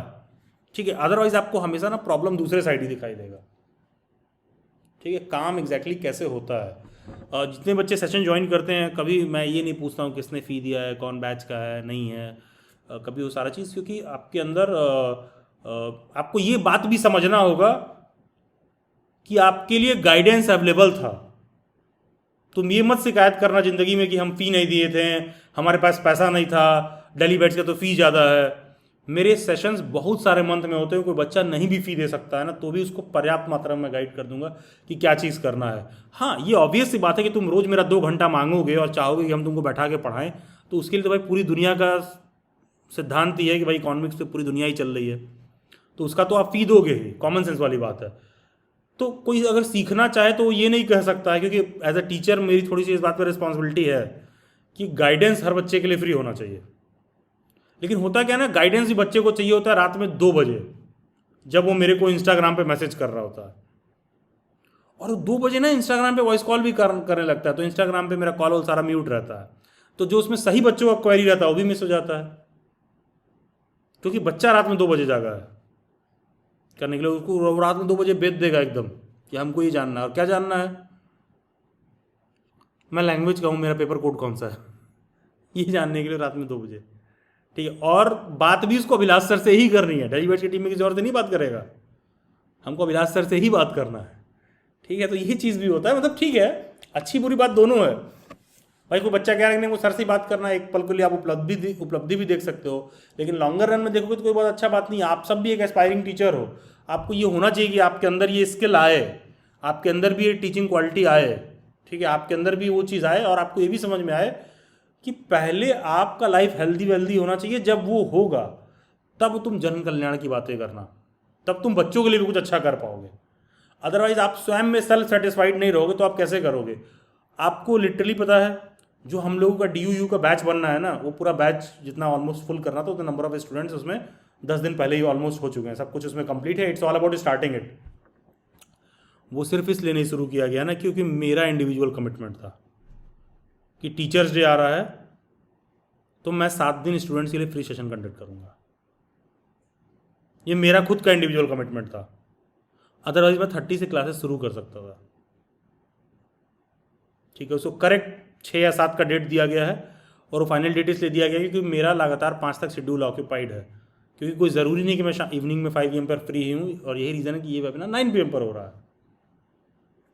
ठीक है। तो क्यों? क्योंकि उन बच्चों का क्लास शुरू हो गया होता है। ये मतलब भाई मेरा खुद का, और उससे it is not paid, it is not benefiting daily bats in any ways. YouTube live would have been benefited a lot further. लेकिन हाँ, मैं ये इसलिए करता हूँ क्योंकि as a teacher, apart from all my bread and butter and earning, it is my responsibility for students who can't afford, they should also get the equal opportunity of learning, equal opportunity of growing, equal privilege of listening other students की what they are up to। ठीक है। लेकिन कभी भी, आज तो चलिए session अभी रैप हो रहा तो मैं आप लोगों से बातें शेयर कर रहा हूँ, लेकिन मैंने कभी आगे नहीं किसी स्टूडेंट से कहा कि क्या है, क्यों है, नहीं। ठीक है, आप ज्वाइन करते हो करिए, आपको सीखना है सीखिए, नहीं सीखना मत सीखिए। ठीक है। क्योंकि हम लोग का जो प्रिपरेशन क्लास का डिटेल है वो सारा फील्ड है। देखो, आप लोगों को आपकी क्वालिटी ये होनी चाहिए कि मेरे को हिस्ट्री क्लास लेनी है नेट JRF में, कोई अनाउंसमेंट ही नहीं हुआ है, और मुझे अभी से बच्चों ने, भाई जो मेरे पुराने स्टूडेंट रहे ना, वो गजब का एकदम जो है कि सर दिसंबर में पेपर क्लास कब शुरू होगा, और वो फ्री में तो ज्वाइन करेंगे नहीं, और पैसा मुझे काट नहीं रहा है, लेकिन मेरा शेड्यूल पैक्ड है यार। उनको ये पता है कि सर के पास जाएंगे जब क्लास शुरू हो जाएगा तो पढ़ाएंगे बहुत टाइम देकर ढंग से, और मुझे पता है कि मेरे को ढंग से टाइम देके पढ़ाना है तो मेरा स्लॉट खाली रहना चाहिए। स्लॉट खाली नहीं है तो फी मैं लेके कर नहीं सकता हूँ। इसी में ऑलरेडी टीजीटी सोशल साइंस की मेरी क्लासेस शुरू होनी है, और टीजीटी सोशल साइंस में मेरा एरिया थोड़ा ज़्यादा है कवर करने के लिए। बीएड वीएड वाले में होता क्या है कि और भी फैकल्टीज़ रहते हैं और भी सारा इशू रहता है, ठीक है। तो ये सारी चीज़ें आप इस लायक रहिए। एंड आप लोगों से मैं ऐसे ही शेयर कर रहा हूँ, अगर आपका ये क्वालिटी इन्हांस होता है एज अ टीचर तो फिर आपको ना पीछे मुड़ के देखने का ज़रूरत नहीं है। आप जाइएगा यूट्यूब पे सर्च करिएगा, डेली बाइट्स का सीटेट में दूर दूर तक कोई नाम नहीं आता है अगर तुम ऑनलाइन सर्च करोगे, लेकिन जब मेरे प्रिपरेशन क्लास में आओगे ना तो उसमें बीएड से भी ज़्यादा स्टूडेंट्स पढ़ते हैं।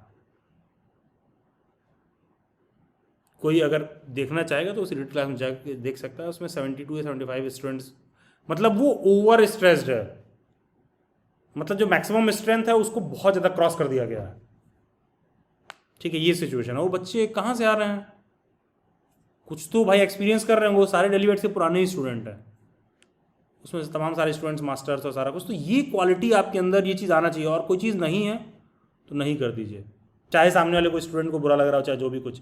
क्योंकि है क्या ना यार, अगर वो फी दे देगा ना तो फिर वो उसके टोटली डिफरेंट एक्सपेक्टेशंस हो जाएंगे। तो बेहतर है कि उसको या तो पहले से पता रहे कि ही और she is paying for what, और आप कंक्लूजन पर ऑलरेडी खुद से पहुंच जाएं तो ज़्यादा बेहतर रहेगा। चलिए खैर, that will be all for this session. बहुत सारी शुभकामनाएं आप सभी लोगों को। And Bhavana, just telling you, आपका नाम मैंने इसलिए कॉल आउट किया था क्योंकि इस I was seeing the list and शायद इस वाले प्रिपरेशन क्लास में you are the first student to join, ठीक है। जब ये शुरू हुआ था तो if I am not wrong you are the first student to join. तो अच्छा, आई गॉट टू नो कि अच्छा देखिए कि जो बच्चे वहाँ भी फर्स्ट में ज्वाइन है वो यहाँ क्लासेस ज्वाइन करने को लेकर बहुत सिंसियर हैं। एंड ये पहला आप लोगों का डीयू वगैरह कोई ऐसा बैच होगा जिसके वेबिनार के लिंक पहले आ रहे हैं कंपेयर टू क्लासेस, ठीक है। ये थोड़ा सा साइकिल इस बार रिवर्स चल रहा है। तो चलिए ठीक है, बहुत जल्द 6 या 7 को जब भी आप लोगों का क्लासेस, आई गेस 6 का डेट दिया गया है, तो I will be seeing you people over there also. In mean time thank you everyone, बहुत सारी शुभकामनाएं आप सभी लोगों को, ऑल दी वेरी बेस्ट। और कोशिश करिए सभी लोग कि ज़िंदगी में सही प्रॉब्लम ढूंढें भाई, ठीक है। क्योंकि नहीं तो फालतू प्रॉब्लम के सॉल्यूशंस ढूंढोगे और तुमको लगेगा अरे ये बता नहीं रहे इसका सॉल्यूशन क्या होना चाहिए। तुम ज़िंदगी में पहले सही प्रश्न ढूंढो कि मेरे लिए मेरे ज़िंदगी में क्या सही प्रश्न है। अगर आपको डे टू डे लाइफ की बातें नहीं समझ में आ रही हैं तो तुम बीएड नहीं, बीटेक नहीं, एमबीबीएस नहीं, कोई सा भी डिग्री ले लो, कुछ नहीं कर रहे होगे। क्योंकि सभी डिग्री में अच्छे खासे लोग हैं जो खाली घूमते हैं, ठीक है। सभी डिग्रीज में अच्छे खासे लोग हैं जो खाली घूमते रहते हैं। जैसे आप लोग को मैं बताऊँ, मेरे कॉलोनी में एक लड़का है ना, वो एमबीबीएस किया हुआ है, तो वो बहुत लोग एमबीबीएस ना फॉरेन से करके आते हैं। तो वन डे में मॉम इज सेइंग, अरे यार ये घूमता रहता है, ये क्यों नहीं किसी क्लिनिक पर बैठ रहा है। मतलब वो लोग बचपन से देख रही हैं उसे, my mom is saying him. तो मैंने कहा कि आप सिर्फ घर में देख रहे हो ना, मतलब कॉलोनी में आप देख रहे हो, मैं उसको कॉलोनी के बाहर भी देखता हूँ। वो कॉलोनी के बाहर भी जाएगा, पूरा एकदम गुटका उटका फाड़ के मुंह में एकदम दबाया रहेगा। हमने कहा इसके पास कोई पेशेंट कैसे जाएगा, ठीक है। तो वो डॉक्टरी वॉक्टरी पढ़ने के बाद भी घर पे बैठता है, मतलब क्लिनिक में नहीं, मतलब घर पे बैठ के अपना 3-5 इधर उधर, कोई आ गया कुछ पैरासीटामॉल वाल डोलो रिकमेंड कर दिए, 100-500 मिल गया, ठीक है। तो जिसको नहीं करना है वो नहीं कर रहा है, क्योंकि आप राइट प्रॉब्लम नहीं आइडेंटिफाई कर रहे हो। आपको लग रहा है कि आपकी प्रॉब्लम इमीडिएट बीएड की डिग्री, आपकी प्रॉब्लम आरआई में एडमिशन, आपकी प्रॉब्लम रिफंड है। अरे भाई, एजुकेशन का ओवरऑल बात ये होना चाहिए कि आपका personal knowledge, skill, motivation, inner strength, decision taking power, ये सब इम्प्रूव हो। जब आपको इम्प्रूव होगा तो तुमको ये कॉन्फिडेंस आ जाएगा कि मैं पैसा तो कमाने वाला हूँ, I am going to have very good bread butter, मेरे को जॉब मिलता है तो भी, मेरे को नहीं मिलता है तो भी, इन इधर केस मैं करूँगा। और जब तुम वो करने लायक होगे तो तुम देखोगे तुमको जॉब भी बहुत सारा मिलेगा। डेली बाइट्स के पूरी टीम में ना एक भी ऐसा फैकल्टी नहीं है जिसको जॉब के लिए सर्च करना पड़े, कोई ऐसा नहीं है। और जब मेजॉरिटी ऑफ दिन तो मेरे साथ दिल्ली यूनिवर्सिटी में पढ़े थे, कुछ एक दो मेरे स्टूडेंट्स भी रहे हैं जो बाद में बीएचयू वगैरह में पढ़ के सेलेक्टेड हैं, तो मैंने देखा कि उन सब का भी ऐसा ही है। क्योंकि वो नॉलेज रहता है ना, तो उसका आपको एडवांटेज है। नॉलेज जब तुम्हारे पास रहेगा, तुम कहीं भी पढ़ाओगे, तुम्हें कॉलोनी में भी 10 लोग पढ़ने आ जाएंगे, अदरवाइज सोचोगे कोई ट्यूशन कर लें, ये कर लें, इससे ये पैसा मिल जाए, क्योंकि आपका डिसीजन फिर मनी पर डिपेंड करेगा। आपका डिसीजन इस बात पर डिपेंड नहीं करेगा कि क्या सही है, ठीक है, क्योंकि कोई चीज़ छोड़ने के लिए कोई चीज़ सही भी हो, वो फैसला भी आप एक टाइम के बाद ही ले पाओगे, ठीक है। ऐसा नहीं कि आपने तुरंत सोचा और रातों रात थिंग्स विल चेंज। खैर चलिए ठीक है, थैंक यू एवरीवन। कल GMI B.Ed पे सेशन है, see you all tomorrow. So God bless you and best wishes everyone. बहुत सारी शुभकामनाएं आप सभी लोगों को। ऊपर वाला करे कि आप सबका अच्छे से अच्छा सिलेक्शन हो, लाइफ में अच्छा करिए। आप गवर्नमेंट जॉब, प्राइवेट, कुछ भी बिजनेस कर रहे हैं, कुछ भी कर रहे हैं, आप सबका मोटिवेशन और स्पिरिट इस हिसाब से डेवलप हो कि आप अच्छा कर पाओ। और ज़िंदगी की इस विडम्बना को समझते हुए कि 20 से 30 के बीच में आदमी रहता है, तो उसी समय सारा प्यार, इश्क, मोहब्बत, ब्रेकअप, दोस्ती, यारी, घूमना घामना, खाना पीना, सब उसी समय करना है 20 से 30 के बीच में ही, ठीक है। और उसी समय बीच में करियर भी एक चीज़ है जिस पर ध्यान देना होता है। तो ऊपर वाला करे कि सभी आयाम पर आप मतलब अच्छा फैसला ले पाएँ, और कोशिश करिएगा कि आपका शिक्षा इस हिसाब से रहे कि महज किताबों तक सीमित ना रहे, वो आपके पर्सनालिटी में भी वो चीज़ रिफ्लेक्ट करे। और ऐसा नहीं है कि नॉट जस्ट यहाँ पर आज आप दिल्ली बैठ के सेशन में हो, क्या पता कल से आप ना ज्वाइन करो, आप कहीं और ज्वाइन करो, लेकिन कोशिश करिएगा कि ये टेम्परामेंट आप सब में डेवलप हो। So thank you everyone, good night all of you, best wishes.